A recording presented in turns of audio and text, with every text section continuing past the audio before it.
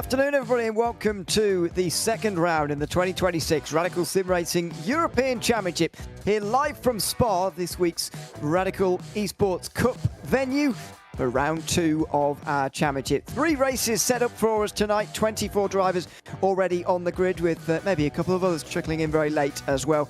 Myself, Ian O'Leary, and Nathan Richards taking you through commentary on RaceSpotTV tonight, with Romeo Augustin Cisneros behind the cameras. I don't know if you saw our race on Friday, Nathan, on the iRacing and RaceSpot YouTube channels in the Radical Esports Cup, but this car-track combination is such an exciting one. The long straights mean that slipstream is very, very important. It keeps the field very close. It keeps the racing very exciting over the course of these 3 races that we're going to see tonight. Indeed. I haven't seen much of this track and car combo, but I have seen a lot of the Radicals in the past, especially last season in the 2025 Championship, and they are brilliant. Most tracks we went to, we can get some really good racing, and of course, from someone like me who hasn't seen this car and track combo, on paper, this looks like it's going to be brilliant. Of course, you've seen already, Ewan, what these cars can produce around Spa. I certainly can't wait to get to the action, and I think one of the great things is, because Spa has so many wide corners, there's a lot of chance to go too wide, and sometimes you're going to see drivers going full sit 3 or 4 wide on some opportunities. Yeah, we did see that 3 and 4 wide on the way towards Le Combe on a couple of occasions on Friday. Let's have a look, shall we, at where we're going to be this season, starting at Mugello last time out. We're going to continue our European tour at Brands Hatch next time out, but then we're going to jet off across the world briefly to bring us to the halfway stage of the season at Laguna Seca and Adelaide. Back to Europe for Nürburgring and Silverstone, before back to North America again briefly, Mosport, back to Europe, then back to America. Barcelona and the Charlotte Roval should round off the season. Those tracks at the end especially are subject to change, by the way. Alfredo Malo is currently leading the pro standings. A lot of sorting out had to be done on points after the opening round, but he's been given 52 points and the championship lead, currently in front of Havok Gullikson, then James Barry, all very close there. Christoph Lipp and Christopher Trevane are tied on 39 points ahead of Andreas Friedrich. Peter Eveny and George Gonzaga are then tied for 7th. Dennis Kirakopoulos and Ketil Larsen are tied for 9th place. In the pro team standings, it's Inert Racing, e-racing team, who are leading the way in front of IGL Coatings. Inert Argon are not far away either. Then you got the SRP Racing team, Inert Lip Train, IGL Coatings, and Prism Motorsport rounding out the 7 teams in the pros. Then Franek Sikorsky leading the way in the AMs, always seemingly put into AM categories, not just in this series, but in a lot of series, actually, and always does very well in them. Gabriel Berger next in front of Mika Henrik Hukkinen and Baron Crawford, who are tied on 17 points. Gianluca Elliott rounding off the top 5. Then Lars-Erik Frydenlund and Eric Benson, who are tied for 6th place. Robert Botter and Ole Gunnar Strenstrud next in front of Yevhen Seiko rounds out the AMs. 11th, 10th Racing Team and Project 91 Racing Team are tied at the top of the AM standings in the teams. The other teams lagging behind: SimRacing Norway, Team Slow-Mo, U Amateurs, Vicro Racing Team and Bounty Hunter Racing, who are rounding off the 7 teams for the AMs. A few more teams this year, which is good, in the European Championship. As you say, already 1 round under the belt of all of these drivers. There was some commotion, though, I've got to tell you, for those that didn't see that opening round of the European Championship season. There was a bit of commotion as to the actual race results and the way that we're formatting this season. To bring you up to speed, effectively, last season in 2025, both America's and European Championships just had, simply in the evening, 1 hour-long race. Had 2 pit stops within it, but we changed that slightly for the World Finals qualifier. Was always going to be different, but it turned out to be quite a hit, actually, the format we used on that particular occasion, especially the longer 45-minute race. Rather than using an hour-long race, it effectively cut out 15 minutes of the waiting game in the middle, which is what we used to get in the hour-long races. Effectively just shortened that down a little bit. So there's still 2 mandatory pit stops for the first race, which is going to be a 45-minute race. Now, the commotion last time around came with the what in iRacing is calling the consolation and then feature races. We're going to see how they go before commenting any more on what we're going to see coming up later tonight. But yes, a bit of commotion after last time out, and hopefully, I know Sandro and James Barry put a lot of work in behind the scenes to get things sorted out, ready for Spa, and I know it's very complicated on the admin side of things, so we'll wish them good luck, and we'll see how we go tonight. But we are definitely going to get our 45-minute race here in a moment, set by this qualifying. And we always say that on tracks, Nathan, where it's not that difficult to overtake, like Spa, that qualifying is not actually that difficult, or some people say that anyway. I would argue that it still is, because you want to be in the front group. As we saw on Friday, there's definitely going to be a break in the group at some point. There's going to be a group of drivers who get away from the rest. It's about being in that, and you've got a much better chance of being in it if you qualify towards the front. Certainly, and I think the issue that we have sometimes with these cars and qualifying in the mid-pack or at the back is that you get involved with everything that goes on further ahead. So I think that the best thing to do here is be in that top 5, top 6. You're caught in the mid-pack, an incident happens ahead, you're going to get caught up in it. And I can guarantee there's going to be something happening on the opening lap, because down to turn 1, up over Rouge Radion and down towards Les Combes, there are going to be drivers trying to make those early moves and forcing those risky opportunities. So I think that, you know, it's always best to be in the top 5 no matter what. But I think around here, just to avoid any sort of collision, it's even better to be up there. And then I suppose you can play devil's advocate and say, well, if you're at the back, you can just sit back and watch everything unfold and pick your way through. So qualifying will be important, I think, around Spa, heading into that 45-minute race. And then I think another thing that will be interesting is the pit stops, because, of course, it's quite a long pit lane, quite a long lap. You've got to get that pit stop done at the perfect time, because you've got 2 to do as well. It's not just 1, you've got to get 2 done in 45 minutes. You've got to get everything perfect. Yeah, absolutely. Just before we get to the end of the session here, Peter Even is right up towards the end of a lap, so we'll try and get back in time. But here are the prizes for the season as well in the Pro and Am class. For the Pro class, 12 months iRacing subscription and free entry next season. For the Am class, 6 months. At second place also gets free entry to next season and qualifies for the World Finals, as you do in the Ams as well. It is pretty much same all the way down for the rest. The top 7 qualify directly into the World Finals. The next 7 have to go through the finals qualifier. For the teams champions in both classes, it's a track for in iRacing for each driver and free entry to next season. For the vice champions, just entry into next season in 2027. So that's the big prizes for the drivers and teams to be aiming for this season. Let's see how we end up, though, in this qualifying session with 3 minutes to go. The field just about to make their way to the end now. Peter Eveny over the line, trying to put this one out of distance for the rest. Alfredo Malo not far behind as well. Not too many improvements coming through yet, though. There goes Sebastian Lipp. He moves up to second place. Christopher Travain moves up to third place. Alfredo Malo doesn't go anywhere. But despite such a long lap, it is a very close qualifying session.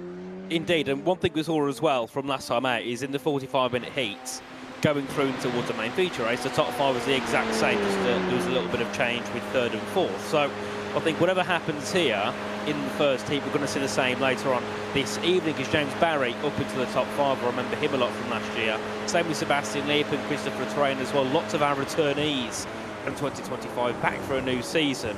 And one driver I noticed as well, looking in the results from last time out, was Frank Sikorsky, who's of course one of the Am drivers, but he's right in there with those in the pros. And I remember him as well from the World GT Championship, and was in the Am category, but always was fighting with the Pro-Ams and the pros. So it seems like he's always in the wrong category and always a little bit better than all those below him in that class. Yeah, it's a weird one, isn't it? It's always difficult to actually classify drivers, to be fair, especially when you're in a single make series like this. You know, a lot of these guys will have a lot of experience with the car. Sikorsky, though, is out front at the moment in the current qualifying session. So yeah, a good start for him, but this qualifying session is not over, indeed. At the moment. Just to remind you, by the way, who won last season in the World Finals, it was Aidan Young, the first ever American winner of the Radical Sim Racing World Finals, in front of James Barry and Alfredo Malo leading the charge. For the Europeans behind it, it was Jack Dunkovic, also of the United States, who won in the AMS, finishing ahead of Eric Benson, who is here tonight from Norway to defend that, can we call that a European crown? Anyway, second place in the World Finals last season anyway, and is back again this time around. Let's see these final times come through then, shall we? Lipp on the bottom of his screen there, Sully Ruttinen up on the top of his screen as these final times come through. Ruttinen, the really one who needs to improve here. Sebastian Lipp should be fine with second, but Ruttinen doesn't improve. He will have to start from 7th in this incredibly close field. indeed, as Kjetil Larsson there just about jumping up into the top 10 ahead of Franat Sikorsky. We'll see if he can try and find some time. And here is Alfredo Marlo in P4 at the moment, part of the SRP racing team. Just over a tenth away from pole at the moment, and that will be his session done, as James Barry also crossing the line. And I don't think we'll find any improvements on that lap, so he stays.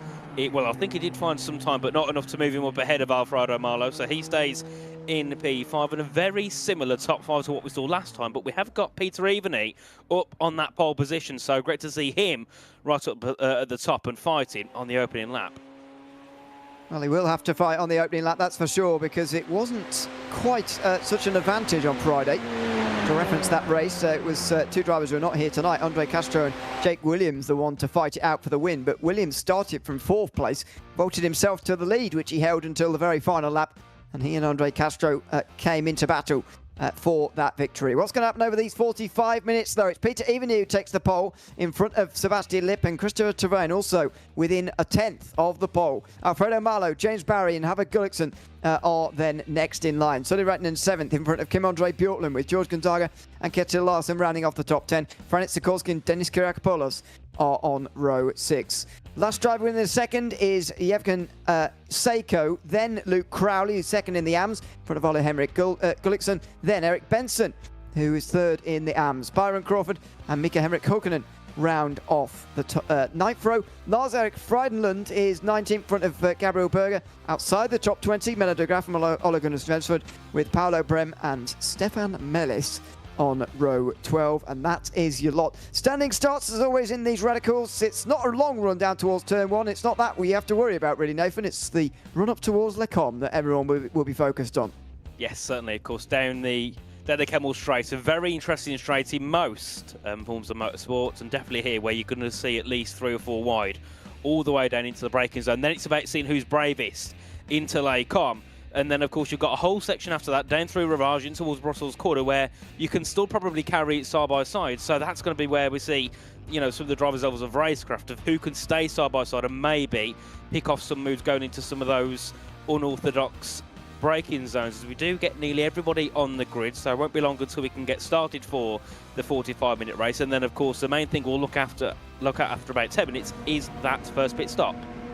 Indeed, 2 mandatory stops to be made in the first race of the day. 45 minutes in the Radical Sim Racing European Championship from Spa, and we are underway. There's somebody going nowhere in the background there, and that is not a good start at all, I'm afraid, for one of the drivers in the midfield. But out front, it is a strong start and a clean start for all 24 of these drivers, I'm glad to say. They've all made their way around turn number 1, La Source, without problems. Side by side for third, though, in towards Eau Rouge, and Christopher Terrain gets in front of Alfredo Marlo, who is then going to be overtaken by James Barry. In fact, he's going to get both of them here, and they've got to be careful not to allow the front 2 just to ride away. As Eveny and Lipp look to battle, they will be dragged back in, therefore, by Barry and the rest of them. Coming down in towards Le Combe, Terrain gets down the inside of Barry. He will be able to get up with the front 2. They're all pretty close all the way down. First bit of side-by-sides for 10th place indeed down the back end of the pack. We're not going to see an early group getting away like we did on Friday, because it is mostly single file in this top 10. Indeed, I suppose drivers have learnt their lesson as well from what happened last time out at Spa of right. Don't let the top 2 run away.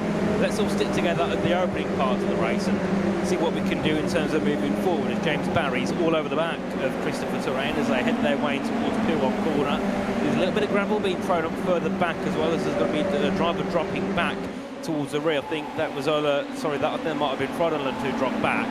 A couple of spots as we look back near the front, and here is Alfredo Marlo sitting ahead of Havard Gullikson, who of course on the podium last time out. Erik Benson straight off the road, and well, that is a wild ride back onto the racetrack. He's going to be last, right at the very back of the field. The driver's second place in the World Finals in 2025 has not had a great start to this round of the regular season. Benson, after the opening round, is tied 6th with Lars-Erik Frydenlund, as we were seeing in the points there after the opening round from Mugello, but manages to find himself off through pit path. I'm not entirely sure how he's done that, to be honest. I would imagine, I guess, that he might have got some help to end up there. Let's see if that is correct or not. Oh no, he's just misjudged that in the group. as he's trying to follow those in front. He's just completely misjudged that. Yeah, it seems like he misjudged his braking zone. They couldn't get the car turned in, and very lucky he did spin as well, because that could have easily been a race ender there in terms of having to tow back to the pits if he hit the barrier. So luckily he just went straight on and was able to rejoin us. We see the review on the top of our screens of our race leader, Peter Iani, makes his way down towards Lake once again. That'll be at the bottom of the whole battle, heading down the hill straight and into towards Lake Thomas. Also terrain on the outside of Sebastian Lipp, makes that move into second place. James Barry will be closing in behind as well, as Terrain actually looks to make the lead around the outside into Lake Com, and Christopher Terrain takes the lead. A great move to go ahead of Peter Aviani. Now sits ahead of him, and Sebastian Lipp in third, will be looking to close in with his teammate James Barry. There was a bit of a danger there with Bjorklund and Redden running side by side that this would become a front six, but because of that battle for the lead, they've closed in back there. Sikorsky in ninth is in the group here. There is a bit of a gap behind him of only a second back to Seiko, and then there's no gaps above a second when you get until you get down to 20th. So if that second group can connect up, then they could very much start to move through as well. But so far from the leaders, no signs that they're just going to follow each other. No, they're going to make some moves. That's what we saw there from Terrain. I thought he'd stay back actually, but no, he's gone for the overtake, and it's like all these in the top 5 or top 6 here, it's not like they've got a real pace over the other, so it's like they're just going to keep trading positions. No one's going to run away with this here out of all those in the top 5 and the top 6, and the way it's going, everybody behind's also keeping up quite well, as here's Gabriel Berger in 15th at the moment, looking to close in on the back of George Gonzaga as they head their way down towards Blanchard and down towards the bus stop chicane, then looking back up at the front once again, a move up the inside of Blanchard there from Ivani, takes the lead once again.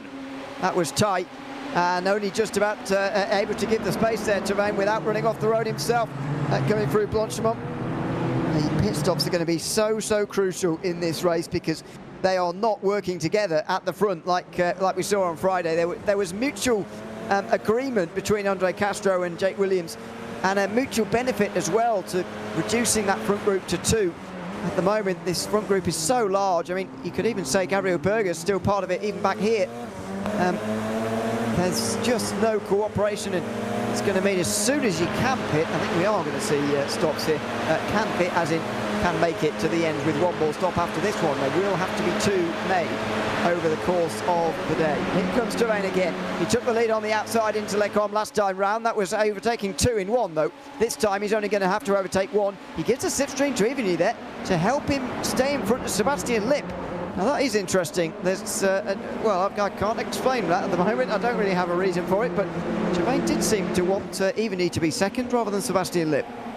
Indeed, maybe it's the fact that they don't want an extra car involved. Leave it just to the 2 of them for now, and yeah, once you start to have 3 or 4 cars in, things will start to get dicey as Gabriel Berg makes a move ahead of Luke Crowley, who's dropped down a couple of spots down into 15th. Here is Luke Crowley in 15th now as they head in towards Lake Com. And he's gone, yeah, straight on at the corner, rejoins back again down towards Ravage, and of course has lost a couple of spots due to that. But we look back at the lead, it's still Terrain who has the lead over Ivani at the moment, and then third, Sebastian Lipp, James Barry and Alfredo Marlowe. I'd imagine the top 5, apart from the top 2, isn't really going to change that much at the moment, because everybody else is quite happy where they are, just running along with 38 minutes to go.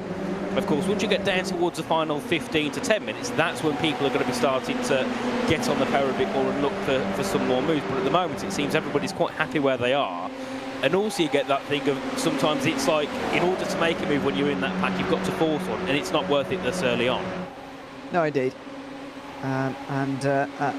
We'll see the differences in opinion on that, by the way, through the field. Sikorsky in the background having a look at Raitonen into the final chicane, and I think they got away with that. Looked like there was a bit of smoke for it briefly as Larson down the bottom of your screen defence from Yevhen Seiko. In fact, he's just taken that 10th place back again after losing it earlier. And they're side by side coming up towards turn 1 as well, and now we've got stops in the background too. So those leaders deciding that this is all right at the moment, but Luke Crowley and Ollie Gullickson, who are towards the back end of the train, have both decided, both from Pro and Am classes, They both decided that this is the time to take your first pit stop of the day. The pit stops will be shorter this year than last because a 45-minute race, of course, need less fuel throughout. So there you go, only 6 seconds-ish from both of them. That would have been seen as a very, very short stop last year. Not so much this year. In towards turn 1, 3 wide, nearly in 2 places. This is for 10th on the bottom of your screen, 3 wide. Dennis Kyriakopoulos through the middle, and he's trying to take 10th place round the outside. He's not going to manage that. That's a long way. Oh, excuse me, that was George Gonzaga, rather. Kyriakopoulos is holding 10th place. Gonzaga trying to take 3 places in one go. That's not quite going to be managed. At the front, we're pretty much as we were in that leading group, which is starting to define itself. A top 9 now, with a 2-second gap over Kyriakopoulos, holding on to this group down the bottom of your screen in 10th. Indeed, and those in the top 9 are so close together. There's a couple of tenths between either of them. I think the biggest gap is actually between first and second, being just over half a second. Everybody else is within 2 or 3 tenths of each other, which is great to see. And it's one of those where even the likes of Franek Sikorsky give him the right strategy, the right moves, and he could see himself in the top 5 or even in the top 3 over the next 36 minutes. Anything can happen in these races, especially around Spa, where so far we've seen quite a lot of overtaking opportunities as Sivani there goes a little bit deep, heading in towards Stavolo corner. Of course, taking a bit of gravel, but managing to keep the good exit through there and not lose much time to Christopher Terrain, who's just on the back of him. And looking a little bit further back as well, Alfredo Marlowe is right on the rear of James Barry, so we'll see if maybe there's a move for 4th place on the cards. Yeah, indeed. Looks like they're going to follow each other into the bus stop, but the pit window has been bust wide open by those further behind. Are we going to see anybody from the front taking this? No, not at the moment. So it's the interesting thing about Spa, really. You know, it is slowing them down, obviously, to fight side by side, and we're seeing that in the second group further behind there. But if these 9 can cooperate, and that's a big number to cooperate, to be fair, I think getting any more than 3 or 4 to cooperate in a group like this is quite hard. But if these lot can get 9 to cooperate well, without people trying to improve their track position, because that's the problem further down the group. You've got people who want a better track position, and that just causes the ruckus. Here comes Terrain as well. As long as it's only the front 2 or 3 switching, and there you go, Lip is facilitating this quite well. And effectively, one driver has got control over this 9-driver group in his hand at the moment. Sebastian Lip, because of his caution and letting those front 2 continue to exchange places, they're allowing themselves a gap over the rest. And for the moment, this group is working together. And I think that is delaying the pit stops here. Everyone thinking, well, normally we would be slowing ourselves down running around so many people like this. However, the cooperation is actually meaning this is a fast race at the moment, and those at the front are being or those at the back rather of this front group are rather being carried along for the ride. Indeed, as there's a move a little bit further back, as that's Sikorsky up the inside of Sally Wright and in towards Pirwan corner, and I think has got that move stuck as they head their way through. And yes, he has a great move there from one of our AM drivers who's easily the lead of the AM class. Of course, second in AM at the moment is Gabriel Berger in 14th, ahead of Menno de Graaf in 15th, as they head their way back down towards Stavolo corner once again. It's still the top 2, the same as it has been. It's just been switching the order the last couple of laps, and then 3rd down to 7th has been the exact same since it was on lap 1 as we make our way back towards Blanchemont corner. And then on the bottom half of our screen, still battles going on further behind in the field. Great to see battles everywhere we watch on our screens. As Terrain now is looking to pose up a move. Sorry, that'll be Ivani looking to pose up a move as they head their way down to the final corner. There was no space there on the outside, but he was making something even in. He's broken very late round the outside, and he's managed to grab the apex. You wonder whether that was Terrain saying, well, go on then. If you want the lead that badly, then you can go and have it. But surely he's only going to get that taken back away from him on the Kemmel Straight here. Side by side, meantime, for 4th nearly. Alfredo Marlowe looking down the inside of James Barry there. I think that was, anyway. So, yeah, this is going to be all sorts of different groups fighting their way through here. That's what I mean, how it's so difficult to keep 9 drivers cooperating. Raikkonen went wide through No Name, which is how Sikorsky got past, but they're in the back of the group and they haven't taken themselves out of the group. Even he wants to get this lead and keep this lead, the way he's weaving around to try and defend. But Terrain is just going to take it back again. And in the background, there are some more battles. Marlowe goes one side of Barry. Bjorklund goes the other, in towards Lecomte, and Bjorklund takes them both. Kim-Andre Bjorklund moves to 4th, but you see how even when they fight on the Kemmel Straight, they get immediately, same for the 2 leaders, but also back in the midfield. they get back into single file immediately as soon as they've gone through Le Combe.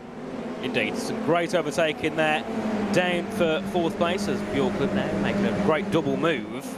And we'll see if he's eager to go and fight for the top 3, because he seems to be really wanting to get on with moves. As at the bottom of our screen is Kjell Larsen in P11 at the moment, has behind him Dennis Kyriakopoulos as they head their way in towards P1 corner.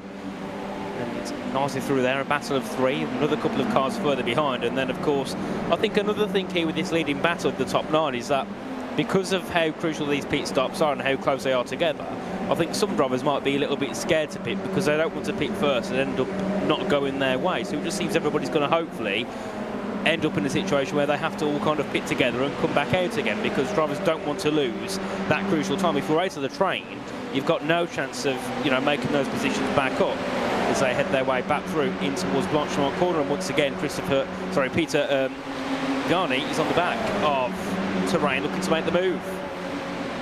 Again, and the same thing happens again. So Gervain is braking early here into the bus stop to allow him to go through, but he goes wide there into the chicane. Now, is that going to force this move to happen earlier here, as there's a stopper in the background? Gullickson decides enough is enough. We haven't spoken about him so far, but he's been in the midfield and he says that's enough. Now even he lets Gervain go into La Source.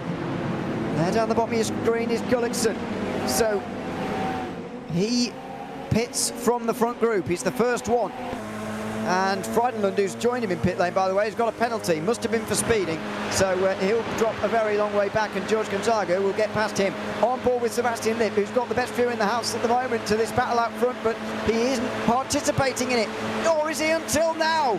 Even he goes through to the lead. Gervain, oh my goodness, he very nearly didn't realise that he had someone on his left there. And Sebastian Lipp backed out of it. Bjorklund, meantime, tries to come through on all of them. That would be 3 places in one, and he's taken it. 3 places in one to go with his 2 places on the last lap. Bjorklund is up into the lead of this race. Well, I said he wanted to make moves. I didn't quite think he'd make another 3 a lap later. Great work there from Kjell-André Bjorklund to get on with things and to now take the lead. And from what we've seen so far, he's putting a little bit more pace in. He wants to get on with things. He's going to pick up the pace here of this leading pack now and start to run them away a little bit more. As down we have a battle with Jeven Seiko in P10, looking to hold on to the back of Kyriakopoulos, as it does seem that slowly Kjell Larsen is running away, as even he looking for the move around the outside into Piff Path and gets the move done into the lead. And next will be Christopher Terrain looking to go ahead of Kjell-André Bjorklund, but we don't know on every lap who's going to be where in this leading pack. Every time we're getting big position changes. Yeah, we are, and it's quite remarkable to watch. Maybe it's a masterstroke from Gullickson then, because he came in just as the big battles started, and they haven't cost each other loads of time fighting yet, but they will have been costing each other more time than what we've seen in the past. But maybe someone stopping from the middle of it has caused the unrest here as Bjorklund comes in towards the bus stop. They'll be fearful now of going side by side in case someone wants to come into pit lane, and they do. Gervain's in, so is Sebastian Lipp. That's it, 2 of the 8 are in. Oh, and there's trouble in the second group. That is Larsen, who's been in contact with Jeven Seiko, I think. And Larsen is going to go, yeah, sensibly goes to the pit lane because of that contact. We'll have a replay of that in a moment, but look at the gaps now in this group. Bjorklund could do a very clever thing here and push Peter Eveny and help them to run away from the rest. Is he going to do that, or is he going to battle for the lead? Now, here we go. So some different tactics maybe. Bjorklund stays in the slipstream of Eveny, and Alfredo Marlowe is going to be clinging onto the coattails of slipstream here, trying to stay with them. But the 3 wide in the background is surely only going to send them out the back. We've finally got a break in the group. We've finally got a small group trying to get away from the rest. Indeed, and this is a replay with Larsen and Seiko at the final corner. Way too late at the brakes there from Seiko, and of course takes Larsen out, and he rejoins probably with some damage, and Larsen goes to the pit lane. But we did see move as well from Sally Wrighton and up into P4 ahead of James Barry, who also got ahead of Franek Sikorsky, who's down to P6, and here is the onboard of James Barry, who's dropped behind the back of Wrighton and has now crucially lost nearly a second over Alfredo Marlowe. So they started to break away from that pack of the top 3, so we'd imagine we'll see these drivers heading shortly as well for their first pit stop, as we have 28 minutes to go, and most drivers have still got to do 2 more pit stops.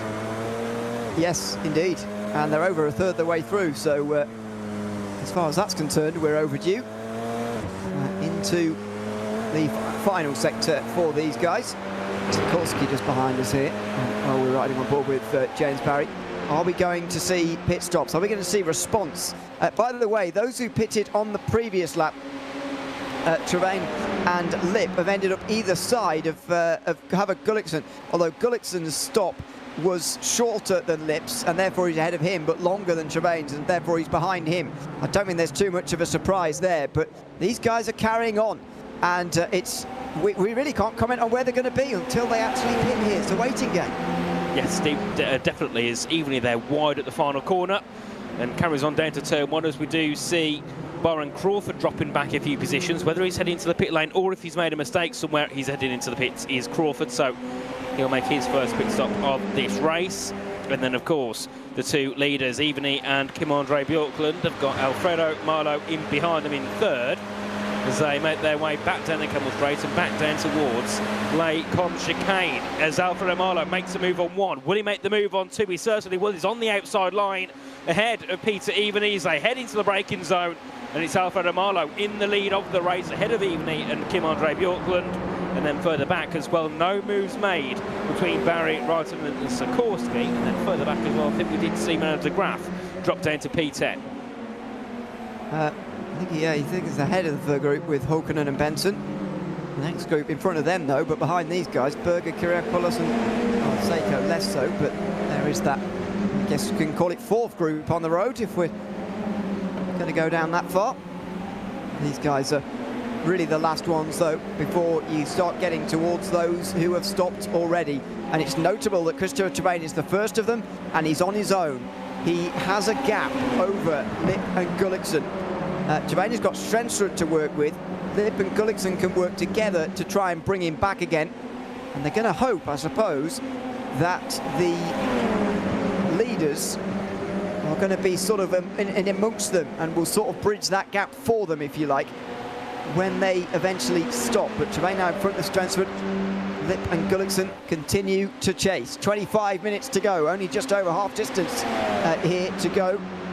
It's been a very interesting race, and it's flying by given the battles we've got at the front of the field. Here comes Evany again. He's clearly not pitting because he's going for an outside move, although he continually gets given the lead through there.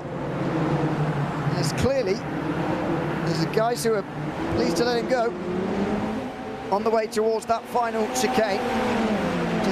James Barry very nearly having bridged that gap now between Bjorklund and that second group, as Denis Kyriakopoulos becomes the latest driver to come into pit lane. We are fast approaching half distance here in this race. Probably pitting shortly. Shortly. Oh dear, as trouble mean time for Christopher Travain. He was leading those who have pitted already. We'll get a replay of that in a moment as there's another change for the lead. Alfredo Marlowe gets through. I think Bjorklund is happy to save fuel behind these two. And Evany wants to lead.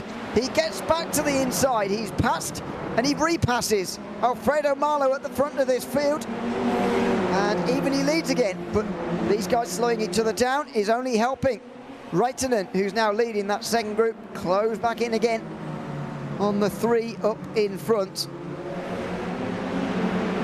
So let's have a look what happened here. Paolo Brem going a bit slowly.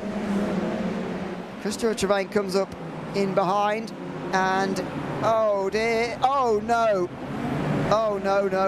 Brem was trying to come to pit lane. You've got to be so careful you don't run deep because of exactly that. You end up turning across people on the racetrack and it's just a bit of a disaster. And that's exactly what that was, unfortunately. Shame to see a top contending driver taken out in that way. Christopher Travain tied fourth place in the championship with Christoph Lipp, who's not here tonight actually. Wasn't here on Friday either. So everything's okay. His brother's here, Sebastian Lipp.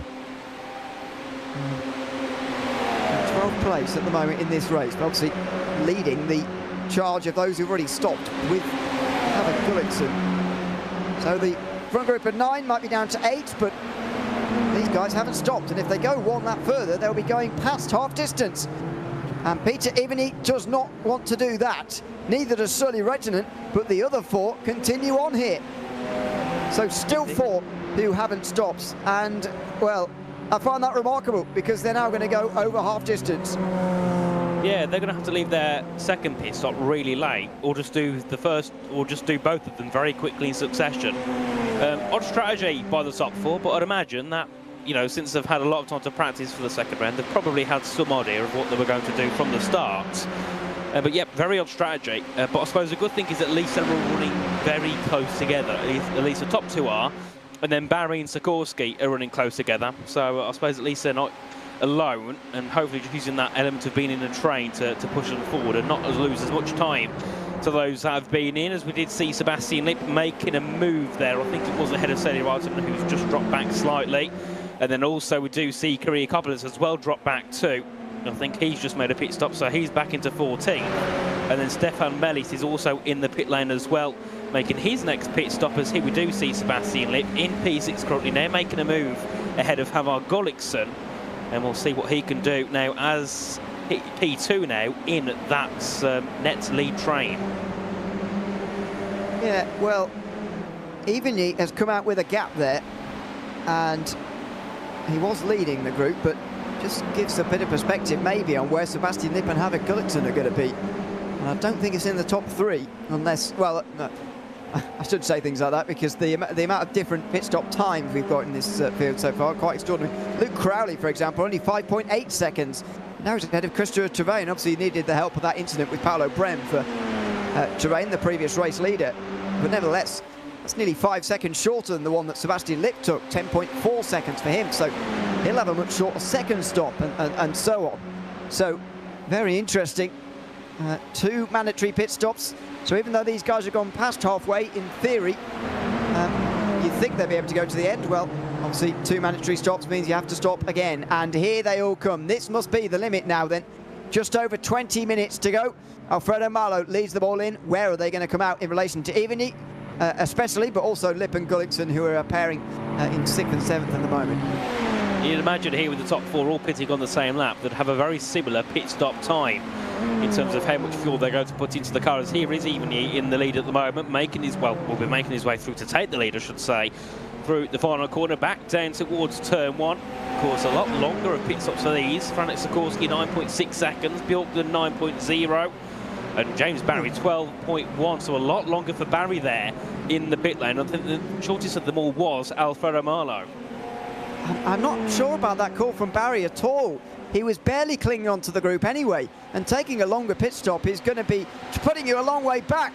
These guys are all on top of each other. Sebastian Lipp has returned exactly to where he was before, 3rd place, but he's got Sikorsky on one side, he's got Gullikson who's trying to come through the other, and Bjorklund might well take it 4 wide. We are 4 wide on the Kemmel Straight for the first time tonight. Might not be the last time either. Who's going to back out here? Bjorklund's just going to steam past all of them. Gullikson is sensibly going to back out of it again. Sebastian Lipp able to only lose 1 place. Sikorsky moves down as well. In fact, those 3 just moved down. It's Kim-Andre Bjorklund who's the one who moves up 3 places, making multiple passes in one go all over again. I mean, in 3 moves down at 1 corner on 3 occasions, we've seen Kim-Andre Bjorklund move up 8 places in total. 2 3-wide moves, and then one that's getting past 2 drivers, which is insane from Kim-Andre Bjorklund, and definitely shows he's got the pace and he's not here to mess around and just sit behind. He wants to make moves and wants to catch up to those further ahead. Of course, he's got a 1.7 second gap now to Peter Evany in the lead. Of course, we'll have to see if he can bring that gap down, because we have seen a lot of pace from Evany up at the front, and then of course a 1.5 second gap in the advantage of Alfredo Marlo. So we'll see what he can do with that, and if he can keep extending that, you'd imagine that the race could be going his way. Of course, he did take the win in the heat in the first round, so it looks like he could potentially be going back-to-back if that second pit stop goes his way, because he had a lot shorter of a pit stop than some others behind him. Gullikson gets past Sikorsky. These guys, in my opinion, have got to get themselves together. They're the only group at the front now, if we're counting this top 8 as a group, and I think we still can at this stage in the race. The only one that's missing, of course, is Christopher Travain, who has made his second pit stop, I think, already. Yes, he has. So he's now going to the end as pretty much as soon as possible here. He's coming for his final pit stop. So this is a top 8. in my opinion, some of these guys have got to bang some heads together and say, look, Peter Eveny and Alfredo Marlo are out front at the moment. Yes, they've made shorter pit stops and could come back to us later, but you can't rest on the fact that that might happen. You've got to make something happen here yourself, and I think the lack of cooperation could be their downfall here. Let's see what happens. So far, Sebastian Lipp's been pretty good at cooperation, but here he comes on Björklund again. It's all well and good swapping places like this, you know, it's not going to cost them too much time. It's the fighting side by side that's going to hurt them. Gullikson is just going to back out in behind Sikorsky. But they're not doing the bump drafting that we saw from Castro on Friday.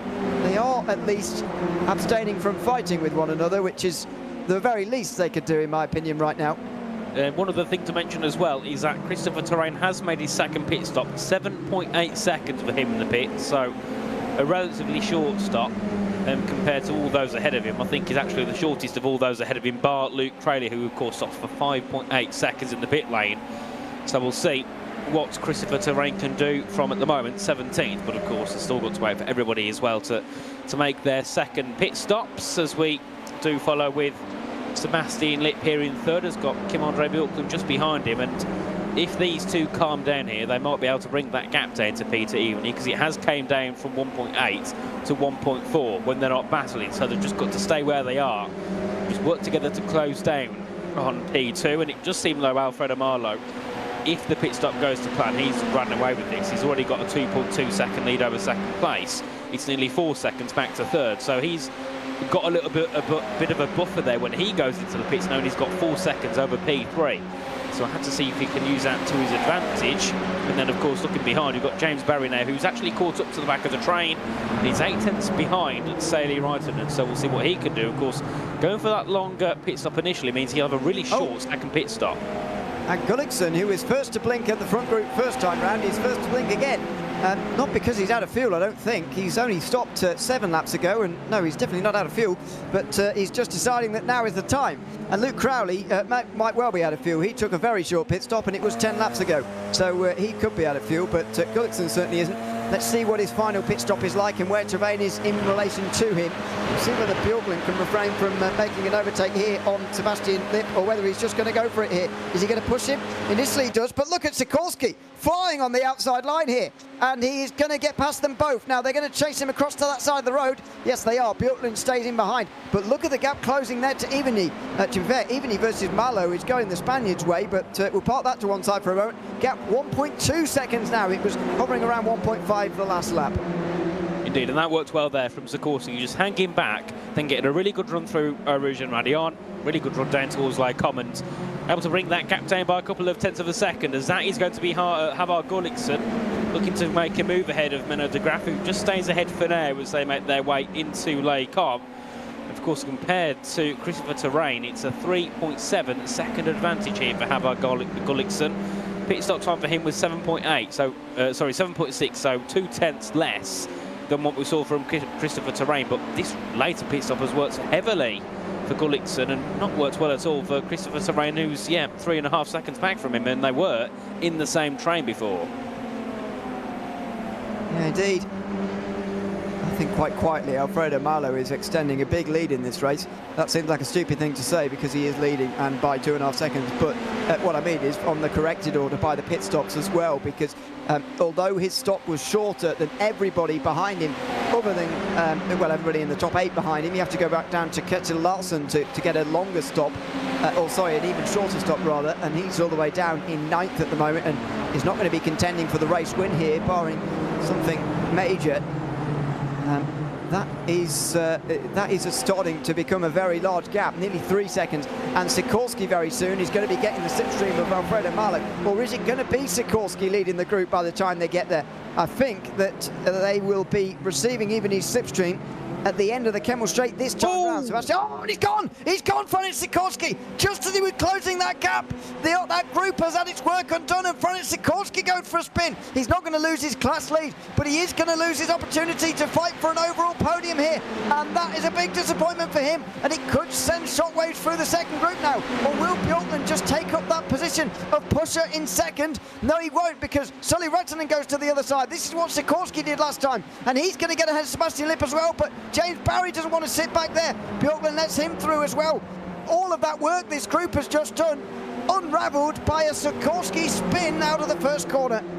Oh, what a shame there for Franek Sikorsky, and he must have just lost it on the curb on the exit of the first corner. This is a replay of what happened. So, of course, Sikorsky the front of the trainer here as we head in towards turn one. A little bit wide on the entry, just loses it on the throttle completely, way too much power. The car was still turning, and of course, yeah, that's a big shame for Sikorsky. Of course, limited damage. He didn't get any damage there. He didn't lose too much time. He lost about 4 seconds from that, but what a shame from Sikorsky. But I suppose for him, the good thing is that he's still 5 seconds ahead of Gabriel Berger.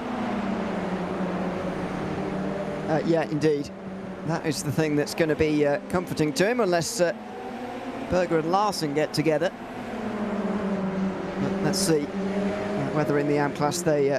well, Larson not an AM driver, of course, but they could work together for extra positions. The points, by the way, in this series just out in an overall basis. So there is worth Larson catching up to Sikorsky and any of the other AM drivers to get ahead of them, because that is worth points, even for a pro driver. In this series, as the gap grows to 3 seconds, we're going to be under 10 minutes to go next time we pass pit lane. So are we going to see anybody in? Yes, Evany's in, and none of the others from that second group, but Peter Evany in. I don't think it's going to be too long before Alfredo Marlowe comes in as well, but this is going to be interesting now. Evany in, and probably quite a long way in front of Travain, but where is he going to be in relation to Gullikson? He's the only other who can go to the end from here. Indeed, this will be an interesting one to watch here, as even he's still in the pit lane. Here is the leading group, or I suppose second down to fifth here, as of course Alfredo Marlowe's got a 4.9 second gap. As even he's still in the pit lane, he's stopped for over 9.1 seconds here. He's going to drop, I think, behind Gullikson. He will drop behind Gullikson, I think, as the gap's changing around heavily. It was below a second, and now it's up to 2.5.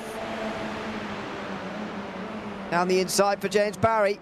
He doesn't want to wait around, but they are all falling into line because they know the importance of staying together at this moment. Evany is 2 seconds in front of Gullikson, and he's going to stay that way as well. So he's in a decent place. I think all eyes has got to turn to now what the pit stop is going to be for Alfredo Marlowe. How long is it going to be? Because he's really extended the lead here, and if he can come out without anybody in his slipstream, he's got a great chance of closing out the last 10 minutes as the race winner here. I think he will do. I think the strategy will work fine. He'll probably get a couple seconds over Evany, who's definitely going to be ahead of everybody else in that train for James Barry and below. So it's just about making no mistakes now for Alfredo Marlowe and not doing anything silly in the pit stop, and just going for something simple and not trying to overcomplicate anything with 10 minutes to go. So we'll keep an eye and see if Alfredo Marlowe comes in the next couple of laps. I'd imagine it'll be in this lap here. Only 10 minutes to go, and it's quite a long lap here around Spa, 2 minutes and 11 seconds. So we'll keep an eye on the Spaniard in the lead. Of course, that gap between Evany and Gullikson is still around 2 seconds. It hasn't really gone up, it hasn't really gone down, but Christopher Terrain is starting to close in on Gullikson as well. So keep an eye on that battle for P12 here as we head onto the brakes. And I believe that Marlowe's gone in because he's lost 2 seconds on the leading pack. He is in, and so is Saley Reisner. Yes, the only one from that 4 to come in. Kettel, Larson and Berger are not working together, much to the... although maybe that was just Larson getting through for the pit stop. That's quite smart, actually. Just a car length advantage on the way in. So this is the rejoin for Marlowe that is going to potentially decide this race. Where is he going to be in relation to Peter Evany? We'll have a look in a moment. His pit stop time trickling up towards 10 seconds. It's 9.3 seconds for Alfredo Marlowe here on his way out of the pit lane. Peter Evany's was 9.1. That's only 2 tenths quicker. And look at the gap that Alfredo Marlowe has got. That is a 4-second gap. It's going to be maybe close to 3 by the time they actually get onto the Kemmel straight again. Dennis Kyriakopoulos has not stopped yet for a second time, so don't worry about him. This is a big, big gap for Alfredo Marlowe, unless one of these guys behind, like Barry, Lip, Bjorklund, can have a pit stop that is, 5 seconds maybe they would need to get anywhere near Alfredo Marlowe. Indeed, they'd need something special here. And just looking at the pit stop times, the shortest pit stop length we had there was from Menno de Graaf, 2.7 seconds. That's a very short pit stop indeed for him down in P18. Stefan Mellis is in as well. from 22nd, right at the back of the field pretty much, is Stefan Mellis. And we have 8 minutes to go in this one as George Gonzaga goes ahead of Byron Crawford, jumps up into P16 further back. And then, of course, here is James Barry, Sebastian Lipp and Kim-Andre Bjorklund, who have got a big gap ahead of Kiriakopoulos, but of course that's not their battle. Their battle is, of course, I don't think with Alfredo Murdo. I don't even think it's with Evany. I think it's more to do with Gullikson to Rain. I think they'll drop back behind that pack, being as they've got a little bit longer. And we'll see as well where Frank Sikorsky can come out in this, because if he's pit stop with 7.1 seconds, so shorter potentially than these here. Of course, he made that mistake, but if he can get within a second of any of these guys who pit next, he's back in the train potentially. Let's see what these three do this time. Do they carry on? Yeah, well, 2 of them do. Bjorklund comes into the pit lane. Malo having to overtake Kiriakopoulos at not a particularly ideal moment. He's done it on the way towards Blanchimont though. It could have been worse. But he has had to stay behind him through the whole middle sector here, so that will have cost him a little bit of time. He's got a bit deep there into the bus stop chicane. Now, can Bjorklund have a very short pit stop? As I say, it would probably need to be 5 seconds or less if he could get near Marlow. I'm not sure he's going to manage that. 6.1. Well, let's see how close this is, because Barry and Lipp might be able to take some solace from this. As Bjorklund comes out, he is going to be just in front of Evany, but he is going to be behind Marlow by 3 seconds or so. Well, that isn't great news for Lipp or Barry, to be honest with you. I think in that case their stop does need to be less than 5 seconds, and they need, well, they need to push on a bit here as well, because that's a 3-second gap. He is ahead of Evany, then Reitinen, then Gullikson, then Travain. So that group is forming again, but Alfredo Malo is not a part of it. No, and even he's dropped below Saley Reitinen, who's gone ahead up into P6. Of course, it'll be most likely P4, because of course you've got Lipp and Barry who come in. I'd imagine they might drop back behind, and then of course Kiriakopoulos as well, who's still to pit. As here is Evany again and looking to go around the outside on the brakes, can't make the move though. He's still stuck behind the back of Saley Reitinen, and of course has to be careful of Havard Gullikson behind, who will also be looking to make moves, as Ketil Larsen has had some sort of issue, I think, unless he's gone into the pit lane, because he's dropped down the field and he's down to P17 here. He was up in the top 12, so not sure what's happened there to Larsen, as Eric Benson is also in the pit lane once again. And then looking back up at the top, of course, our 2 leaders who have to pit once more in this race. I'd imagine it'll be this lap here, because one more lap and you've only got 1 to go then. Yeah, indeed. You see what these 2 do again now, and towards the bus stop chicane. Lipp and Barry are going to split again, so James Barry carries on again.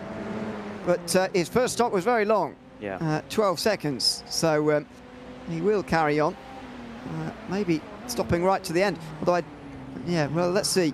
I'll hold off on that. Lipp, we'll see where he is in relation to Marlow. I think, providing this stop isn't too long, he'll be in front of Bjorklund, but let's find out here as Kiriakopoulos comes into pit lane, so that's going to clean up the front group by the looks of things. Yeah, he's going to release those. Now, Lipp's stop is 5.9, so they're getting shorter slightly, but they're nowhere near Marlow. There goes Bjorklund. He's going to be behind Lipp, and Marlow is 2 seconds in front still. Well, that's quite a gap for Lipp, to be fair. Maybe Lipp and Barry are going to be able to get clear of that group behind. I have to say, that's going to be one close thing to keep an eye on, as here is Kim-Andre Bjorklund at the moment, with Reitinen behind him. Of course, even he's dropped behind the back of Reitinen there. That gap's over a second, and then of course you can see side by side further back with Terrain and Gullikson, as we also see side by side with Kim-Andre Bjorklund and Saley Reitinen. Reitinen makes the overtake. He goes up into P4, and then further back as well. I think Terrain got that move done on Havard Gullikson, and he now moves up into P7 in his car. Of course, he's around a couple tenths back here from Peter Evany, so maybe a move for P6 up the inside, but not close enough there. As also Luke Crowley up into the top 10.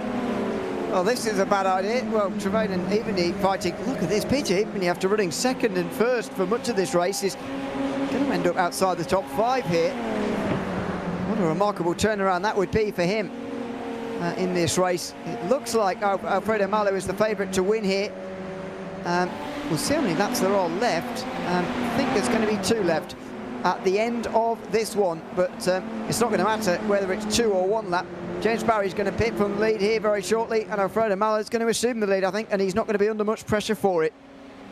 Now, this will have to be a really short pit stop for Barry here because, of course, he lost a lot of time on that train originally. He's gone a lot longer without any sort of aid of slipstream, so he's going to have to go in really short here, which I imagine he can do, being as he went so long. I think it was, what, 12.5 seconds on the first pit stop, about 3 or 4 seconds longer than everybody else here. So if he can go really short, maybe 5 or 6 seconds, he could still be very in this on the final lap. Let's see here. As Malo comes out the final corner, he's going to be ahead of Barry before he's even moving. This is going to be Malo in the lead by some way. 4.3 seconds. That is more like it from Barry in terms of trying to get close to Malo, but the gaps of earlier might well just be enough, as you say. Malo goes past. The gap goes to a second now. Barry is not quite in the slipstream. That's what he needed. With 2 laps to go, he needed to be getting a whiff of a slipstream from Alfredo Malo. He's not getting that. And it looks like we've got a big favourite now to go on and take this race win. We might well have big favourites to finish in the individual podium places now. This the group that was previously 9 drivers fighting for the lead here has broken apart just a bit. Here comes Bjorklund on Reitinen, and he gets through. Yeah, this is, Travain goes backwards back to 8th. These guys are fighting for places. They're not fighting for podiums anymore. Indeed, and once again, even you get the better of Gullikson as Terrain drops back down to 8th, and it's one of those tracks there, and especially that corner at Lecom where you never know where you're going to in the next lap. Very easily you could drop behind 1 or 2 cars, and that's not down to pace or skill, that's just down to the situation you're in and the slipstream that driver's behind gap. And of course that's really helped Peter Evany in terms of moving back up to P6, and for his sake we'll be hoping he can hold on to that and maybe bring that gap down slightly too. Sauli Reitinen, who's on the back of Commander Bjorklund, but some great work there from Barry and Lip to make their pit stop strategy work. I always thought it was a bit too long for those guys before they made their second pit stop, but it's worked out well in his only a couple of seconds back from Alfredo Malo, and of course James Barry only 1.3 seconds back from Alfredo Malo. So, you know, it's one of those where maybe a couple more tenths here and there, and we could have saw James Barry in that slipstream. Yeah, indeed. I don't think we were too far away from those scenarios, but in the end, Alfredo Malo has been showing his dominance again.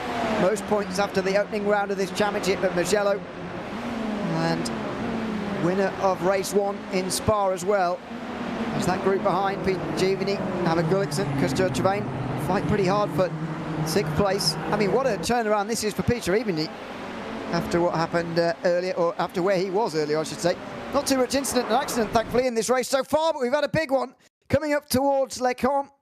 That's Byron Crawford in the wall, and our first meatball of the race, actually.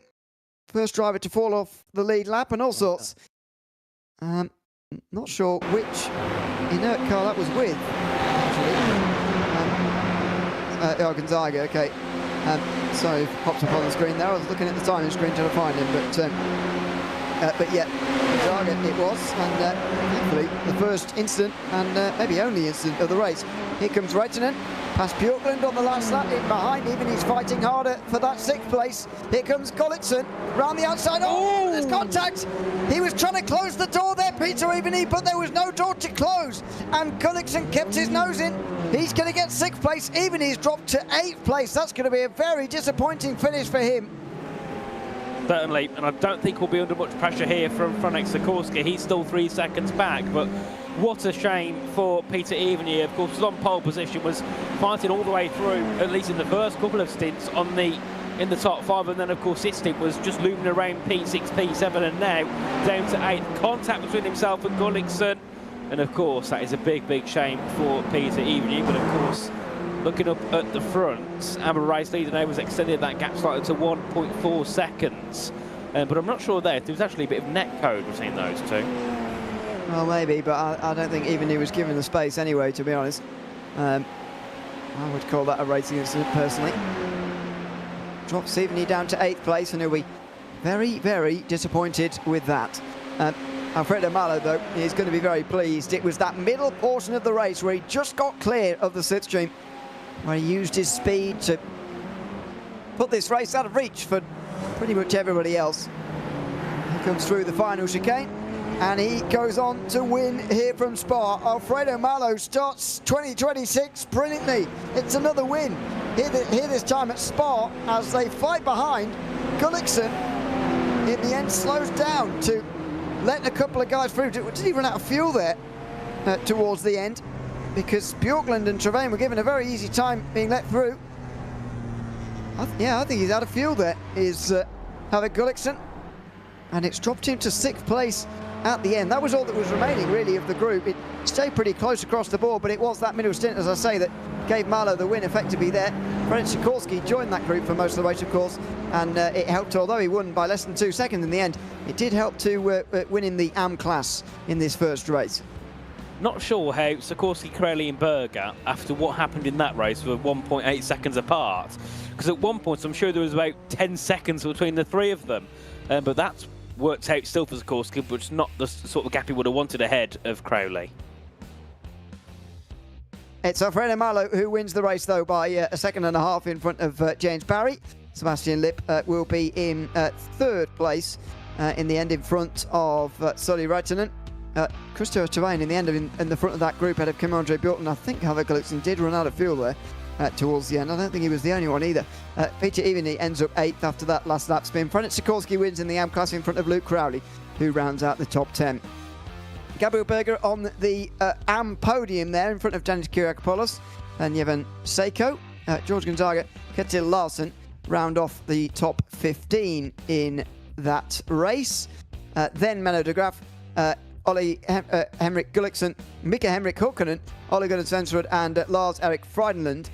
They're next in line. Erik Benson was next in front of Stefan Mellis, Paolo Brem and Byron Crawford, who round off the field. Brem and Crawford ending up 1 lap down. Now, second race of the evening is going to be the consolation race. This is for any driver who did not finish in the top 15 of that first race.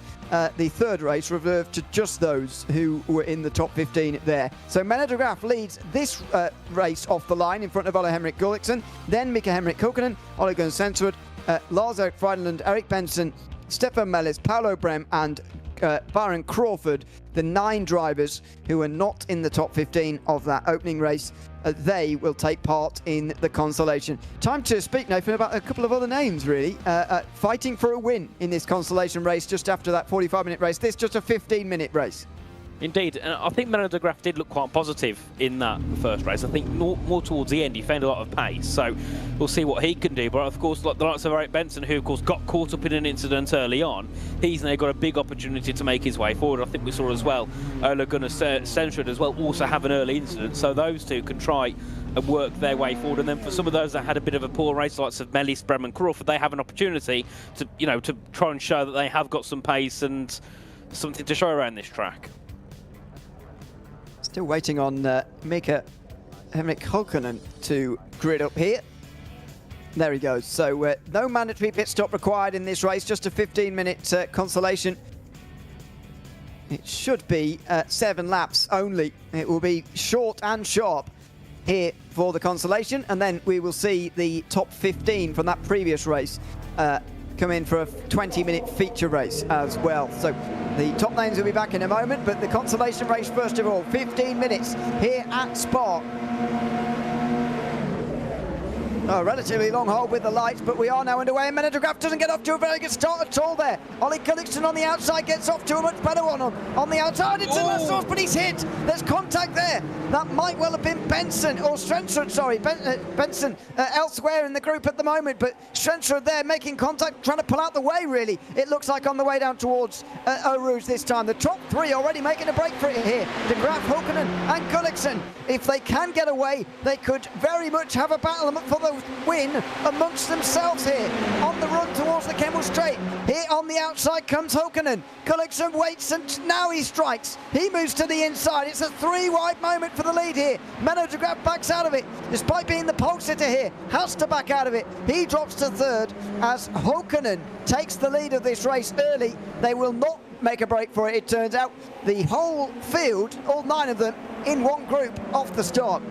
Indeed, and I'm not sure how Menno de Graaf held on to the lead end of turn 1, because he got a really poor run and had about 3 cars on his back headed into the first braking zone. He kept it and then of course lost it once the slipstream came into power. It was really wide there from de Graaf and from Stenstrud as they make their way through out of Jackie's corner, back down towards Puon, and then you can see here Eric Benson on the back of his teammates here looking to make a move potentially and jump up into the top 4, and then we'll see if he can make a fight for the podium as they're heading towards the Vanya chicane. And Stenstrud there, you can see, going defensive as they make their way through. And Benson there will have to try and get a good exit through here, and maybe if he dares goes for a move down towards that bus stop chicane if he can get a good run through Savalo and Kerpool Freya. Well, Mellis and that fight is creating a break in the field here as Byron Crawford tries to retake some of these places lost in that late crash with George Gonzaga. Don't forget, in the end of that first race of the day. Now, don't forget the importance of that, by the way, as well, as far as the battle for the top 15 was concerned, because Gonzaga, in the end, was able to finish 14th place. So they were just about in there, and they were fighting for positions inside the 15. This, though, has got to be Byron Crawford's opportunity to come back through and retake some of these places. Mellis goes wide now, though, and Byron Crawford comes around the outside. The problem for him, the gap has grown to over a second here in this just first lap. Indeed, and that's really good, isn't it, for those who are, you know, fighting. If you can get a good 1 second gap with about 5 laps to go, and of course have some good pace, is really good for your race and not having to worry about cars behind. So the top 5 can run away with this now potentially, and of course pass it out themselves for that race lead. Of course, top of our screens is the battle for the lead. It's Gullickson there looking to go ahead of Hulken as they head their way down towards Lake Ob chicane. And I think the move has been made indeed. It's Ole Henrik Gullickson in the lead of the race, ahead of Mika Henrik Hulkenen and Menno de Graaf still in the top 3. But of course, we've got Ole Gunnar Stenstrud behind him, and Eric Benson there as well in P5. Has really won again for de Graaf, and now has to get defensive. He's going to manage that fine. Gullickson and Hulkenen, though, are the real beneficiaries from this, although Gullickson goes wide now. Hulkenen not able to get anywhere with that. Byron Crawford attacked by Mellis into Lecom. He's going to be hating this. Really is. He knows he's quicker than he'll feel, I suppose. He doesn't even shouldn't even be here, but that's the way with this format. If you have a bad race and you don't get back to the 15, then you're in big trouble. Here comes Friedland now on the inside line of Mellis. He's a pro driver as well, don't forget here, so he'll be looking to get ahead of these AMs as much as possible. But as I say, you score points on an overall system here, so these are worth points, these battles, and that's why AM drivers like Mellis will fight them. Crawford will finally be free of that group, but Friedland now finally just gets ahead of Mellis. Will have cost himself quite some time doing that. Indeed, but he needs to get that move done as quickly as he possibly could, so he can try and maybe close down the battle for those cars ahead, as we do follow our 2 leaders still. A couple of tenths separating them. There's also Ole Gunnar Stenstrud has really dropped back now from Menno de Graaf, so you know, Eric Benson's going to have to get something done early here as well to try and catch up. That gap now over 2.5 seconds. What's happened between those two? Because Ole Gunnar Stenstrud's gone round up Shum. He's down to P7. Benson's lost another second, and now under pressure from Crawford and those behind. So something's happened to Ole Gunnar Stenstrud, but of course he won't be too happy with that. Now dropping back into that train for P5 to P9 as he's battling here with Stefan Mellis. Let's see what's happened. He was trying to let Benson through, I think. And then Crawford goes through. That wasn't a good way to do that. I don't know whether he had a slowdown or something that was quite severe and needed serving, but if he was just trying to let Benson go, that wasn't a very good way of doing it. And Stefan Mellis then comes down the inside, tries to make the overtake as well. That's all going on. The group behind, by the way, while these 3 are running away, it is going to be about these 3 now for the win, it looks like, as Benson tries to keep Crawford behind him and succeeds. Friedland next in line as well. He gets close, but again, Crawford's going to be frustrated by this race so far, really. Benson able to hold on. Crawford already up 4 places. He'd very much like to make that 5 and so get the best he can out of this, which is probably going to be just a 4th place. Certainly, as they continue their way down to Puon corner. And of course, Benson, yeah, I don't think he's got much chance at all. I think the only driver he's got a chance to go in past here is potentially Menno de Graaf, just because he's made a couple of mistakes, going wide in a couple of corners, which can easily eat the car up. So I think that's his only realistic opportunity. I think Gullickson and Hulkenen seem very stable. Their cars seem quite quick. Yeah, de Graaf's the only one who seems to have a little bit of a mistake in him, and of course Benson as well has also made a couple of mistakes, so he's just got to put the pace down now and trying to do what he can for the final 8 minutes. That's wide there from Gullickson, and nearly a spin off into the barrier. It's very easy to lose the car going through there at such high speeds in the gravel, but he's caught the car. But he has lost a ton of time on the back of the top two, and maybe would have got a slowdown there as well. But, well, indeed, I was going to say it's just as bad as a slowdown or a spin, because he's lost this group now, and he's lost an awful lot of time. Crawford again on Benson in towards the final chicane here, giving it a go in towards that final chicane. Not able to get himself through though into fourth, not yet anyway, or maybe he's just waiting, because I do find that other than on the last lap of these races, it's not really that advantageous to actually make your move coming into the final chicane, since coming up only a few corners later it's the Kemmel Straight, and surely you'd rather wait for that. Here comes to Graf, and he's going to exchange the lead with Hokkanen now. All these two have got to do is not fight each other through the corners and wait for the last lap, and they will know they are 1 and 2 in this race, just not in what order. Oh, and Byron Crawford making contact there with Benson as Frydenlund comes around the outside of both of them. You would have thought Crawford would be extra careful of that, given what happened to him in the opening race, but very nearly history repeated itself there. Indeed, not ideal there for Crawford, as also I think that was behind Mellis, going a little bit deep through Rivage, losing time to Stenstrud and Paolo Brem as they head their way through in towards Jack Hicks, and of course here is Eric Benson on the back of Lars-Erik Frydenlund as they head their way down to P1, and then of course the top two starting to really pull away. Of course, de Graaf back in the lead by 3/10 to Mika-Henrik Hokkanen, and those two just keep it clean, keep the car on track, and they'll be easily running off to a 1 and 2 here in this race. And then all the battles are for all those positions back behind. I think Gullickson will be fine in P3, but then it's, you know, Frydenlund down. We still don't know who's going to be where by the time we get that checkered flag. That's still a big battle to keep an eye on, but I'd imagine Eric Benson will be very keen to get back up into P4. Yeah, indeed. As we look at the graph here with Hokkanen, the Dutchman versus the Finn. There are 3 laps to go as they cross the line this time. It should be a 10-lap race coming up later, by the way, for the top 15 of that 45-minute feature. Stenstrud the latest to go wide and catch the car, and catches it well, but he does fall behind Paolo Brem, and now they've had an incident through the bus stop chicane, I believe, and we'll try and find out what happened. But Stenstrud is, well, we'll just stay with this replay, I suppose, because Paolo Brem is only just in front of us here into the final chicane. So Stenstrud's already run wide through the curb pour Frere, and he's dropped back. Brem, he's just offline there, is Brem, not where Stenstrud was expecting him to be, and they end up making contact. Brem actually, I don't know if he believes that was his fault or what, but he then let Stenstrud through, and there's actually a gap between them now as well. As Henrik Hokkanen, meantime, Mika-Henrik Hokkanen gets through to the lead. They are working together well enough, not expertly, but well enough to get away from the rest of the field.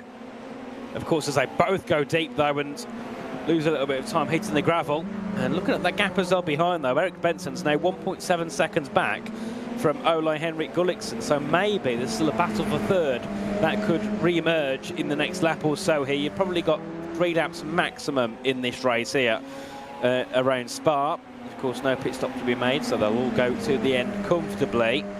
So we'll keep an eye on Gullickson and Benson there to see if anything can evolve from those two. Of course, they've got Frydenlund in behind and Byron Crawford. They could also get involved there somewhere if things run their way. But well, the question is now, does Mika-Henrik Hokkanen, with a couple of laps left to go, stay ahead of de Graaf, or do you think he might just loose off a little bit and actually prefer to have that slipstream headed into the final couple of laps and then make the move on the final lap? Well, I think having that advantage going on to the final lap is much better, to be honest.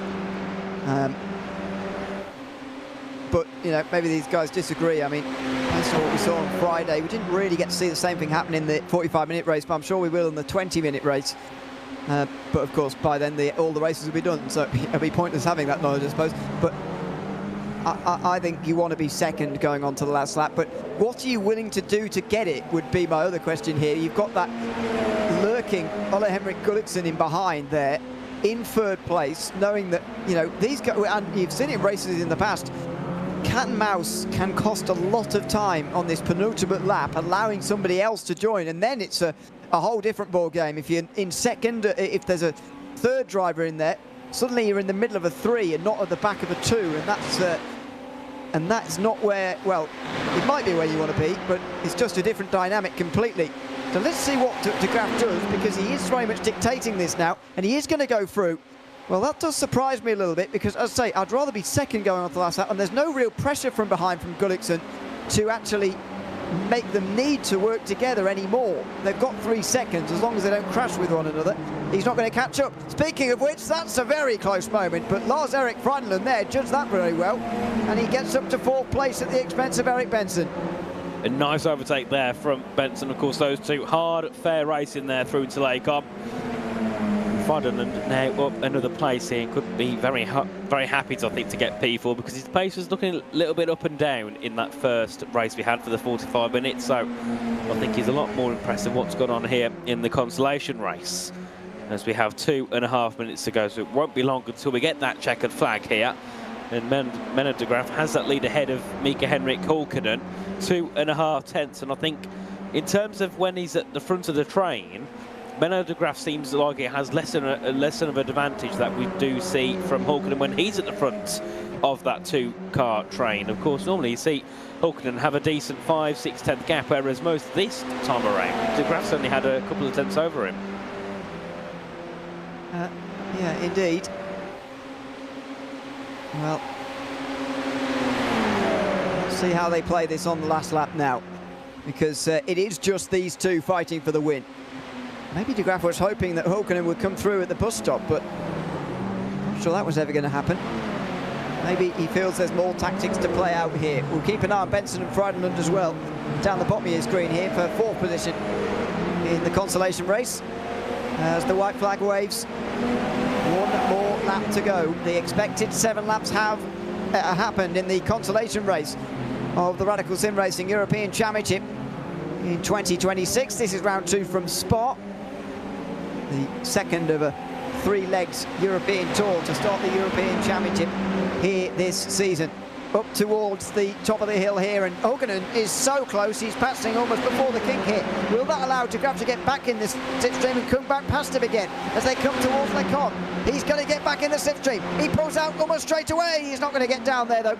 He's not going to manage it. Late braking from Hulkkonen. He's thrown it away. He was in position. He's gone wide, and there goes de Graaf to the inside line. He's given a lot of space there too. And unless he wanted, and that was an extravagant way to get the 2nd place coming into the bus stop chicane, that was a big mistake from Hulkkonen that's cost him prime position here. I think de Graaf will be happy there, because I don't think what he did last lap really helped him, because it was an easy move there for Hulkkonen, was alongside before they even got onto the Kemmel Straight, and made that move, but going way too deep on the brakes heading into Lacombe, and has gifted that race win here to Menno de Graaf, as long as he doesn't make a mistake, and as long as he's got, I'd say, a half a second advantage heading through Stavelot corner, he should be able to hold on to that. But if that gap stays the same at around 2 or 3 tenths, it could still be a bit of a story heading down into the bus stop chicane. Is wide again from Hulkkonen. Goodness me, this has been rather given to Menno de Graaf by Mika-Henrik Hulkkonen. Obviously, it's hard to say whether de Graaf might have won anyway. He was the best performing of those 9 drivers in that 45-minute race, that long feature race we just saw a moment ago. But either way, Hulkkonen's mistakes on the last lap here, both on track and tactically, have cost him this race, surely, into the final chicane. Hulkkonen too far away. He's not that far back, and de Graaf doesn't get a great run out the final corner. He is going to win though in front of Hulkkonen, who's going to get 4th. Benson and Frydenlund are fighting. It's Erik Benson who slips out into 4th place, just about in front of Lars-Erik Frydenlund. A good race there in the consolation. Only 15 minutes, of course, a sprint race rather, to end the evening for these guys in this race tonight. And Menno de Graaf ends up taking the victory from this one. 6 tenths is gap of the line over Hulkkonen, then Gullikson, who joins them on the podium. Benson holds off Frydenlund, then Byron Crawford, who might be disappointed with 6th, even though he gained 3 places. Melis, Trenford and Brom Paolo Brem rounded out the 9 drivers. We've got 3 minutes of a warm-up session, by the way, to come between this and the final race of the day. But I quite enjoyed that consolation race, Nathan. Just a show, really, as to the drivers we didn't see so much of. Those down the field a little bit there in that first race of the day, getting a run out and a chance to run for a win, some of them, in that consolation race.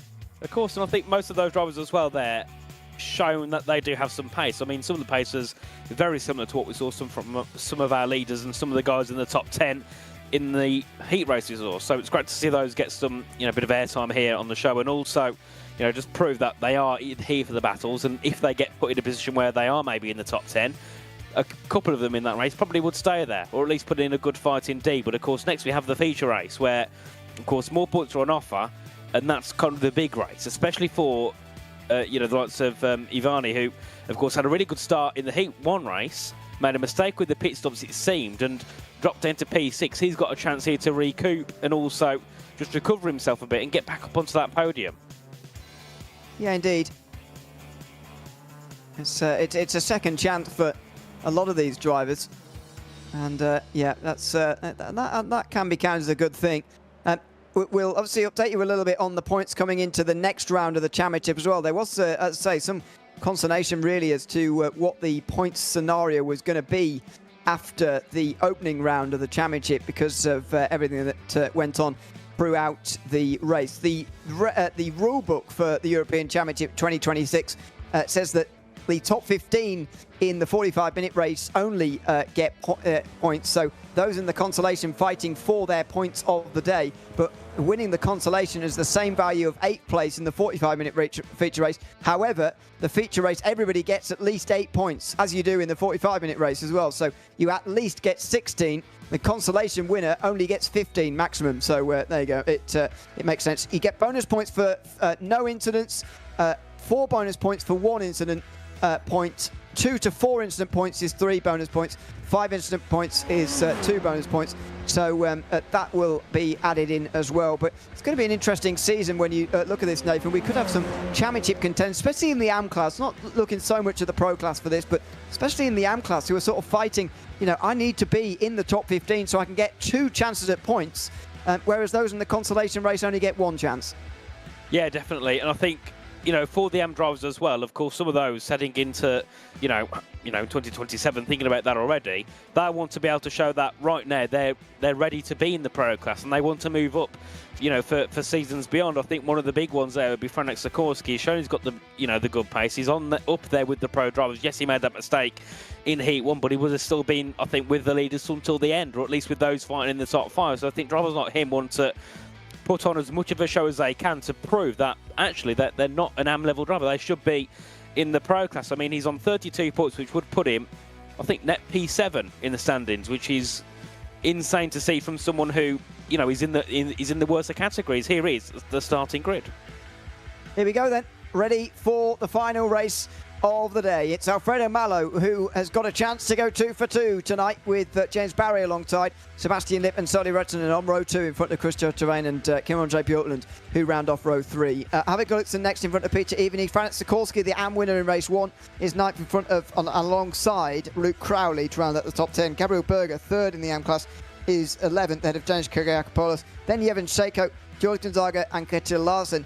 iRacing has put Menno de Graaf and Mika Henrik Hulkonen into this session. I'm not sure they're allowed to race. So they will be appearing on the grid there, but they will not be racing. Track conditions just coming up towards 2 p.m. now on yesterday's date.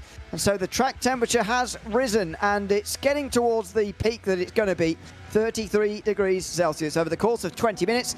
That should be no problem. It's the feature race in the Spa round of the Radical Sim Racing European Championship here in 2026. The lights go out and we're underway. Alfredo Malo looking to do the double tonight as Sebastian Lipp gets alongside and down the inside of James Barry in towards turn number 1. Orderly start as it was in the 45-minute race here in the feature race as well, as all 15 of them filter through cleanly and make that run down in towards O'Rood for the first time. Bjorklund just having to see off Sully Rettinen moving around in the background there as they go over the top of the hill. Oh, he's gone Bjorklund. There was contact, I think, with Christopher Tervain as he went over the hill there. Tervain was on a different line, and there was contact. Bjorklund goes off. Top three fight, but should they be working together here? Lip goes through the middle. He wants to take the lead. James Barry into second. Alfredo Malo wants them to work together, but Lip goes wide. He's going to stop the whole of them here. Here comes Barry to the inside, looking for first. He's not going to get there. Just kicked up by Lip, who retains the race lead here in front of James Barry. Then it's Alfredo Malo, who's down to third on the start. What a great start that was. Of course, a big shame for Kim-Andre Bjorklund. This is the replay of him. As we head up over Route and Radion, there was a bit of contact. The car goes round and luckily doesn't collide with the barriers, because that would have been an instant tow back to the pit lane. But back with the front two, Sebastian Lip. 18 minutes to go here, ahead of James Barry and Alfredo Malo. Of course, Alfredo Malo, the winner in the first heat, was winner in both races last time out in round one. Could he go for 4 out of 4 here in the Radical Championship European 2026 here? Of course, you've got Havan Gullikson, who was also on the podium last time out as well. He'll be hungry for more. And then all those further back as well, who are yet to get on the podium, will be very hungry to get there. And of course, the one battle to keep an eye on is Crowley and Sikorsky. They're only a couple of positions apart and battling for the AM lead.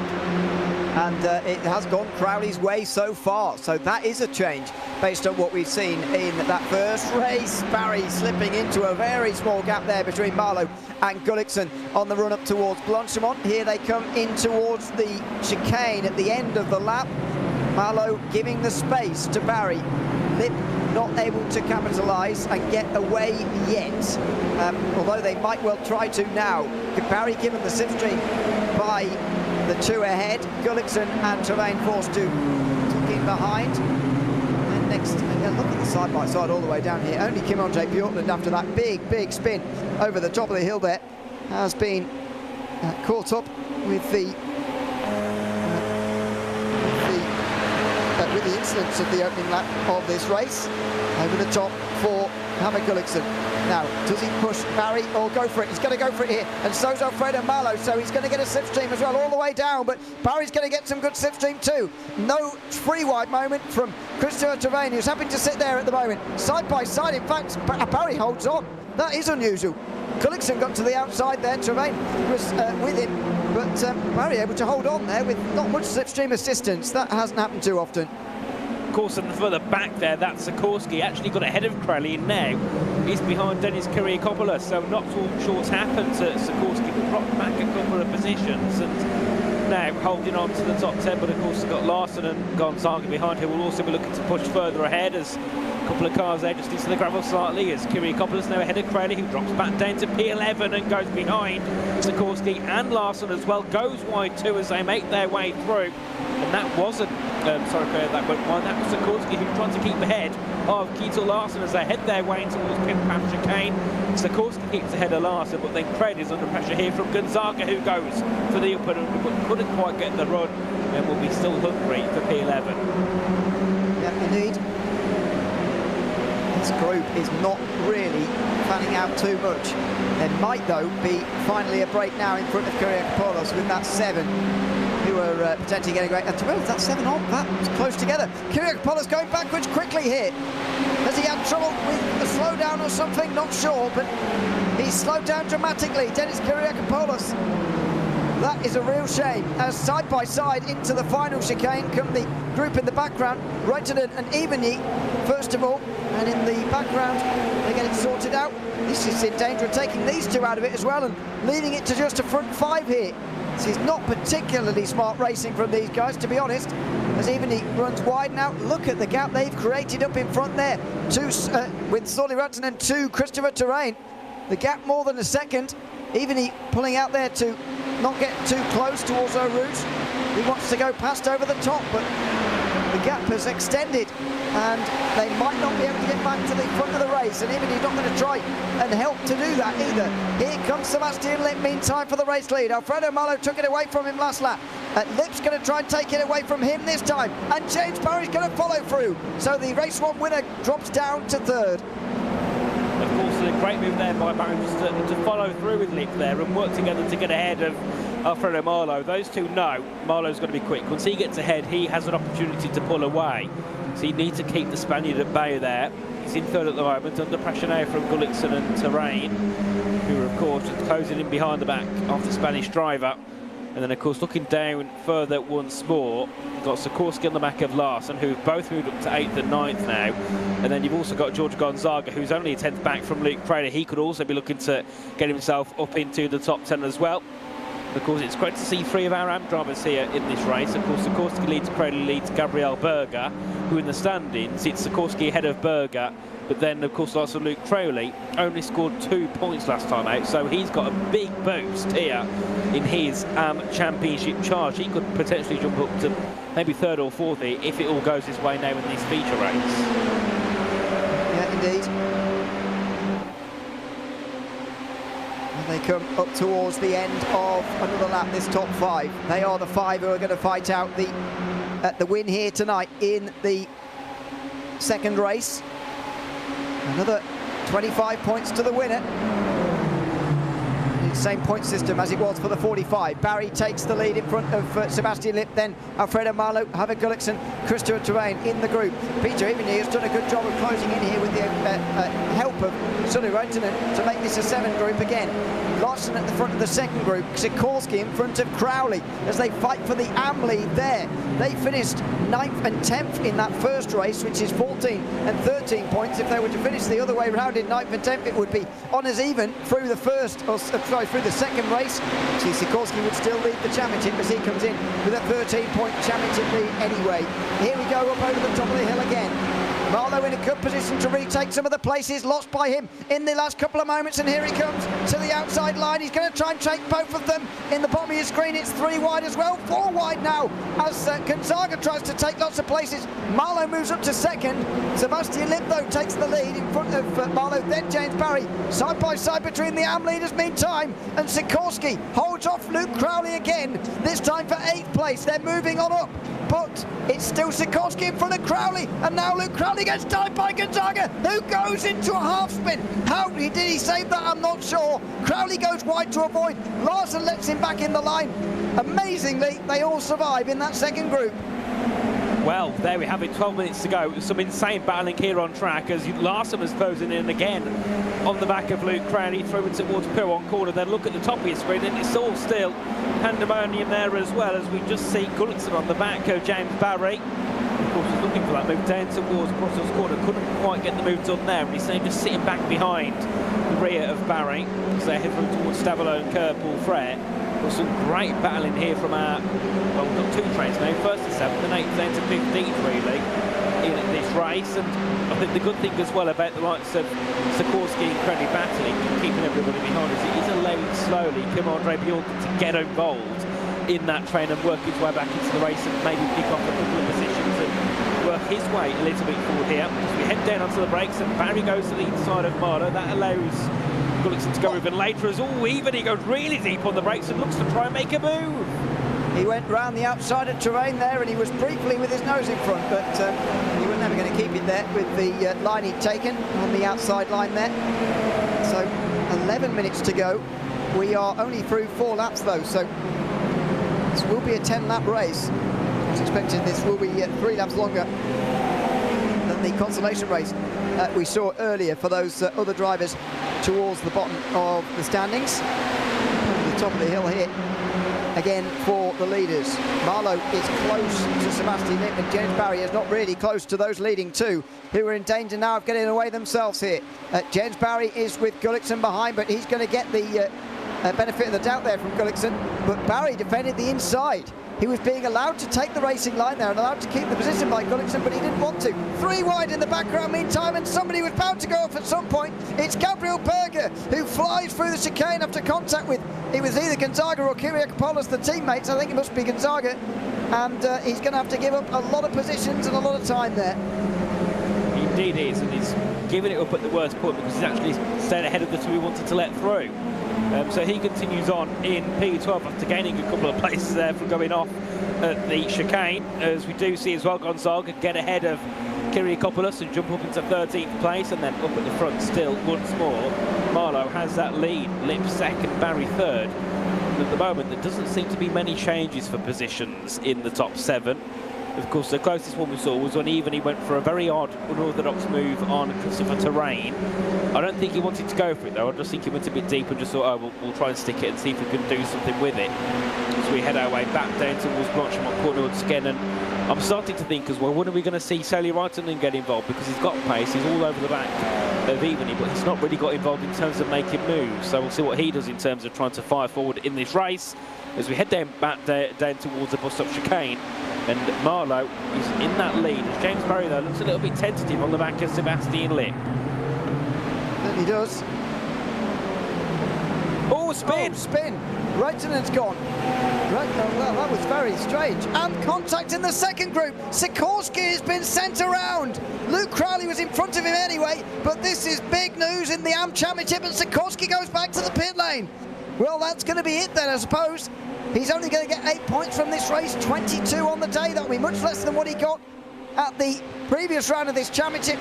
Luke Crowley's going to gain for sure by winning the AM class in the second race, although Gabriel Berger is still in the race and not that far away. Drama at the bus stop chicane as 2 incidents happened separately in the 2 groups. Here comes Sebastian Lipp on the outside, back in front of Marlowe, and there goes James Barry trying to interrupt the race 1 winner. And will that allow Sebastian Lipp the advantage he needs? Barry's going to hold on here, and it might well do. This is the race happening on your screen now. Sebastian Lipp is surely going to get a second in front here. Now Marlowe gets into single file, but the damage is almost done. Terrain's gone round.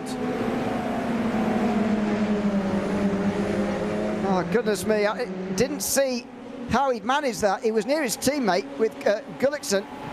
We'll see a replay in a moment. It's not too bad for him. He's only got back to Sully Reitenen, but now there's only 5 at the front group suddenly. It's going to get more interesting. This was what happened to Reitenen. Heading through towards the final corner.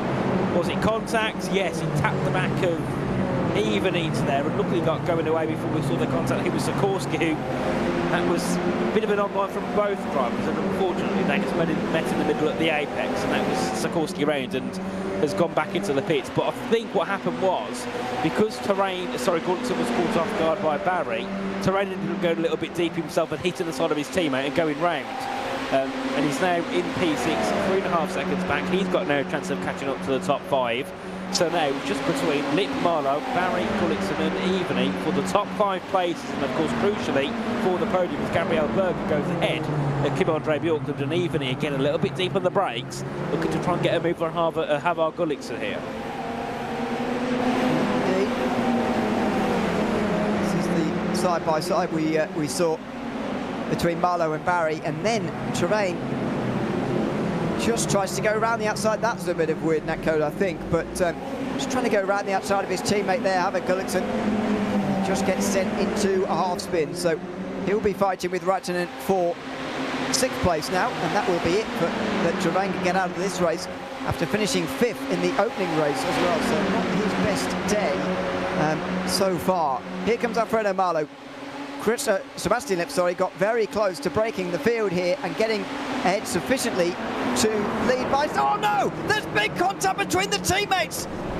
Barry and Lipp make contact. Marlowe goes across the grass. How big of a slowdown is that going to be for the 3 of them? And where do the other 2 go? Peter Eveny can't get through here. Havar Gullikson's going to struggle to do the same. They're all blocking the road at the moment. This is bizarre now as Barry and Lipp make contact. Marlowe had to go off the road in avoiding action. The tension and the action just beginning to bubble over here with 5 minutes to go. And it's one of these where we really don't know who's going to finish where now, because they're all battling very hard. And of course running into big mistakes. Of course James Barry's got Gullikson behind as Gullikson's looking for the move at the outside in towards pit path, as this was what happened. So Barry really deep on the brakes, hits his teammate, has a half spin. Marlowe goes up the track to avoid any contact, rejoins back into P2, and I'd imagine that they all got, well, I think Marlowe definitely got to slow down somewhere or something, because he went off track completely at full speed. And I suppose he didn't have to go off track, he just didn't want to get involved in any contact. And now Eveny on the back of Sebastian Lipp. Is he going to eye up a move potentially into the bus stop chicane? Well, in danger of letting Marlowe get too far out here, but Peter Ivany is making a big resurgence at the end now. This is fantastic news for him. Well, how it's transpired in the last couple of laps, really. It's benefited Ivany, brought him into third. Now, can he slingshot past both of those in front here on this next lap as they come into turn number 1? He's a bit wide there, so that might not be the best run. Might not be the run that he needs, indeed, to actually get in front of Sebastian Lipp. Over the top of the hill here in a second, just under 4 tenths as they crest at Radion. And now here comes Ivany, the double slipstream from Sebastian Lipp, who is closer to Marlowe. Here comes Ivany, he's going to go through the middle, he's going to have to. Marlowe wants the inside line after his exploits on the outside last time. Lipp and Ivany making contact. Ivany takes the lead there. There was not much resistance in the end. Sebastian Lipp stays second, but that does shuffle Marlowe down to third. This is the next group, or the back group really, battling for 9th. Battling much harder, it seems. And there goes Kjetil Larsen. He's not had the best day. In fact, Tizio Coatings have not had the best day. Larsen now goes for a half spin through Lecom. Indeed, and it's still 2 or 3 wide down towards Brussels corner here as Gonzaga's got ahead of the little pack now. Of course, they're all still battling behind. Of course, Kim-Andre Bjorklund, who we saw battling for podiums earlier, he's now down in P11. He's got ahead of Kyriakopoulos, and now he's only a couple of tenths away from going ahead of Yevon Seiko as they head down towards P1 once again. And of course, they're looking back up with our top 5. And of course, you've had Lipp, Marlowe and Barry, who've all made mistakes, run wide and got into contact, whereas Ivany has been very conservative, very passive on making his way through, and it's worked. He's now in the lead of the race, and hopefully can hold on to it here after what was not the best heat 1 race, when he kind of didn't do what he should have done with the pit stops and ended up P7 in the end, and of course into contact as well, and dropped all the way back about 6 seconds off the train. But he's now in the leading spot, but Lipp, Marlowe and Barry are so hungry behind. There's going to be a lot of work to do here for Ivany in a couple of laps of racing. It will be exactly that, 2 laps of racing. Just about. There's not going to be much time remaining when we cross the line for the penultimate time, but there will be 2 laps left. So, through the final chicane for that second group as well. There's a few other pairings and people on their own. Crowley's on his own, for example, completely on his own, leading the AM class, but won't be too disappointed about that. There's a leading group and one for 9th place. We'll try and keep across both of the battles in the final 2 laps here as Gullikson has a look at James Barry. He was just weaving around a little bit on the way down towards Eau Rouge, but he's not been able to get through. Here comes Sebastian Lipp now on the outside line. Is Marlowe close enough to get involved, or is he just protecting that 3rd place? We've seen a lot of slingshot 2 driver passes, and so 3rd place might be the coveted one. Marlowe holds on to that just about. Gullikson wanted it though. I think that was a very obvious call there from Marlowe to keep 3rd place, because he intends to make the double pass on the last lap. Further down there, you can see Gonzaga and Seiko coming to a little bit of contact. Gonzaga goes through. I think it was net code, but there was some contact on the screen as Seiko went a little bit twitchy through the exit of Lecom. Of course, Kyriakopoulos is behind those 2 in that battle for 9th place. Of course, Luke Cradley will be very happy with where he is at the moment. He's shown some pace in the first heat, but not enough to be P8. He's done a great job of capitalising off mistakes. Of course, Kranix, of course, he's confirmed out of the race, so no points from him in this one. Big shame, considering he had the lead of the championship, and if he finished 8th where he was, he would extend it even more and be in such a good position. But Luke Cradley's not going to be far back at all in that fight in the AM class, as we see our leaders once again ahead of Ivany and then ahead of Marlowe, who's been a little bit out of it in terms of being in the lead in the past couple of laps, and with 1 lap to go, he's going to be very keen to get on with it. He goes up the inside into Blanchimont. He's going for it early here, and I think that might be more to protect himself from Barry than it was to actually make an overtake for second here. Side by side into the chicane. It could be 2 by 2 in 2 rows. Even he goes round the outside of Lipp, who is overtaken by Alfredo Malo as well. You've just got to sense where to be at the moment and try and pick your way through best you can, because there's no rule book here. There's no textbook as to how to do this. You've just got to try and win this race whatever way. Look at that from Ivany. He runs so wide through turn 1 because he knows that that's not the place to be. Alfredo Malo is not too displeased though to come through with the race lead, but he might be able regretting that decision in a moment as they come over the top and up the Kemmel Straight again. Even he's going to surely get past Marlowe now, and Lip may well follow, but how many others are going to follow here? That's the big question. Gullickson could take 3 in one go if he's not too careful here. There goes Eveny down the middle of the road. Lip on the left-hand side. Gullickson tries to take them all. 3 wide, and Eveny on the outside is pushed out. Oh, it's a big crash. Marlowe and Gullickson off. Sebastian Lip leads this race by nearly a second. Has he got the gap he needs to go on and win from here as the race one winner ends up in the gravel? After what we saw in the first 20 minutes, though, this was definitely a bit written in the stars for a big accident, and it was between Marlowe there and Gullickson, who were all the way down the road. Of course, Marlowe still kept himself into P7, but Gullickson's been forced back into the pit lane. But Sebastian Lip, for all of that, he's now out racing the P2 for James Barry, and still, Eveny is looking to get involved and move himself up into P2 potentially as well, as we head our way on the replay here. Of course, it went into the lead. Then up the inside, it was Gullickson. It was 3 wide for a moment, and Marlowe got hit once. He got hit again, and then Gullickson absolutely pile drive him into the barriers, and somehow he's got going again, Marlowe. I don't know how. Well, good luck to the stewards trying to get through all that. That is going to be a difficult one to decipher for race control, but Sebastian Lip's going to go on and win this race.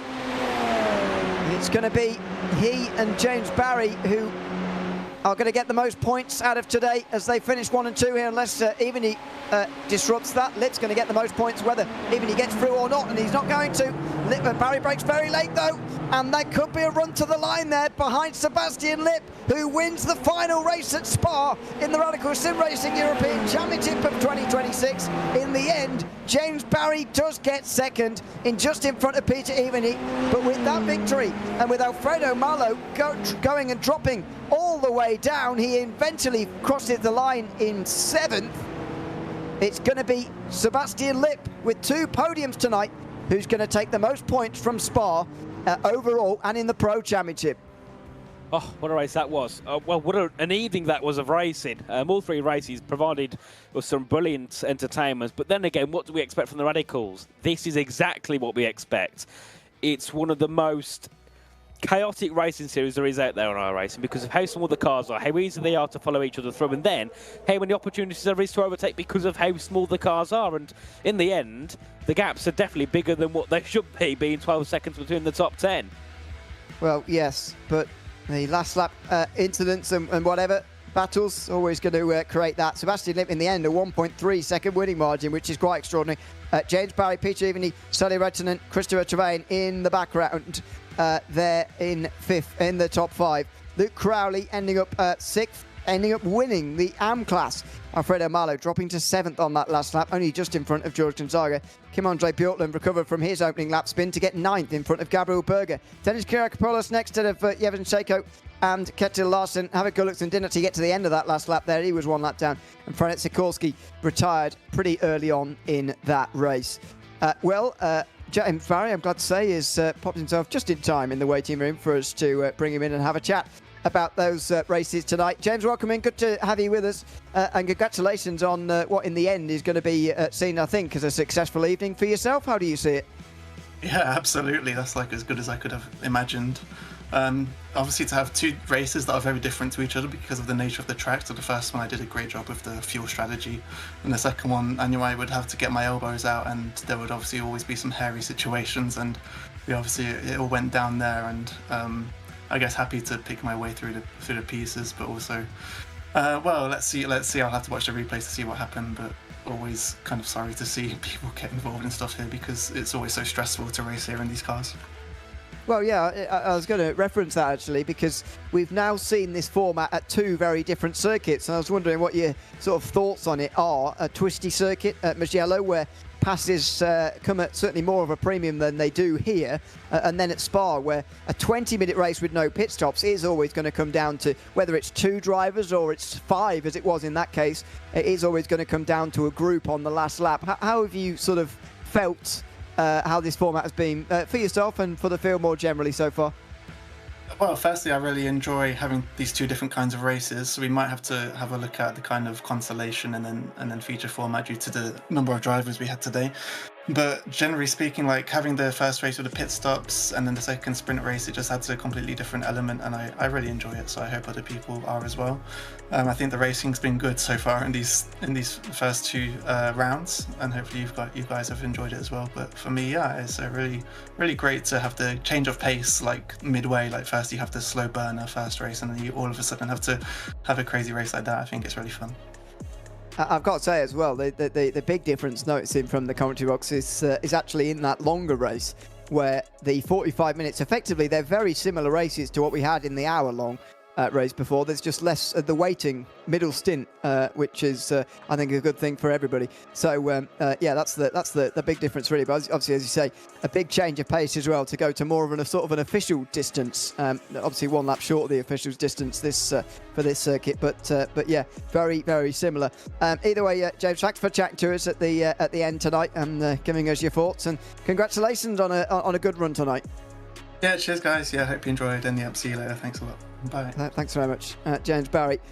Double podium tonight, indeed, at Spa. Very good performance indeed. Another good performance down in the AM class from Luke Crowley, who we can chat to now as well. Luke, welcome in. Good to have you with us. How was tonight? More specifically, that second race, because you were side-by-side at occasion with Sikorsky, but not only him. There was a lot going on around you there, and you eventually were able to take the win. How do you feel after the second race? Yeah, pretty good after the second race. Quite happy with the finishing position. Got a couple of freebies on the last lap, so that's always nice. Two completely different races for me. First one just staying out of everybody's way, and second one getting the elbows out. So yeah, it was good fun. I hope it's not unfair to say two completely different rounds as well. I know it's a long 10-race season, and 20-race season, 10-round season.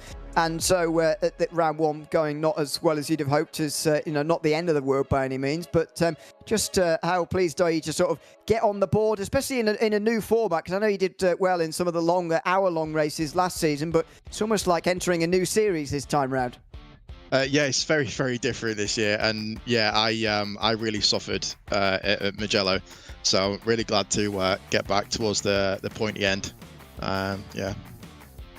Well, congratulations on the win in race 2 and a strong result in race 1 as well, with a top 10 overall. And thanks for chatting to us at the end of the races tonight as well. All right, cheers, guys. Thanks very much. That is Luke Crowley, who joins us in the commentary box, winner of the AM class in race 2. I've thoroughly enjoyed that, I've got to say, Nathan. This is going to be a different race, I think, to lots of the others this season. For example, Brands Hatch is the next European round, coming up in a fortnight's time from April 26th. There you can see the details, but exciting racing as always at Spa. Especially in that short race, but the tactics and the strategy in that first race was entertaining just as much as well.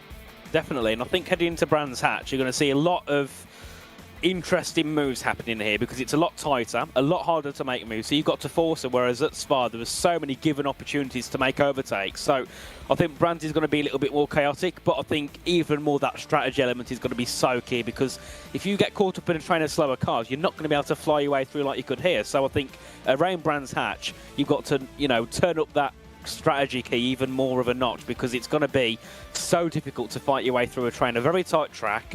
And I think the good thing is, it's a track everybody likes to drive, so you'd imagine that a lot of them will be quite in tune with the track already. Yeah, indeed.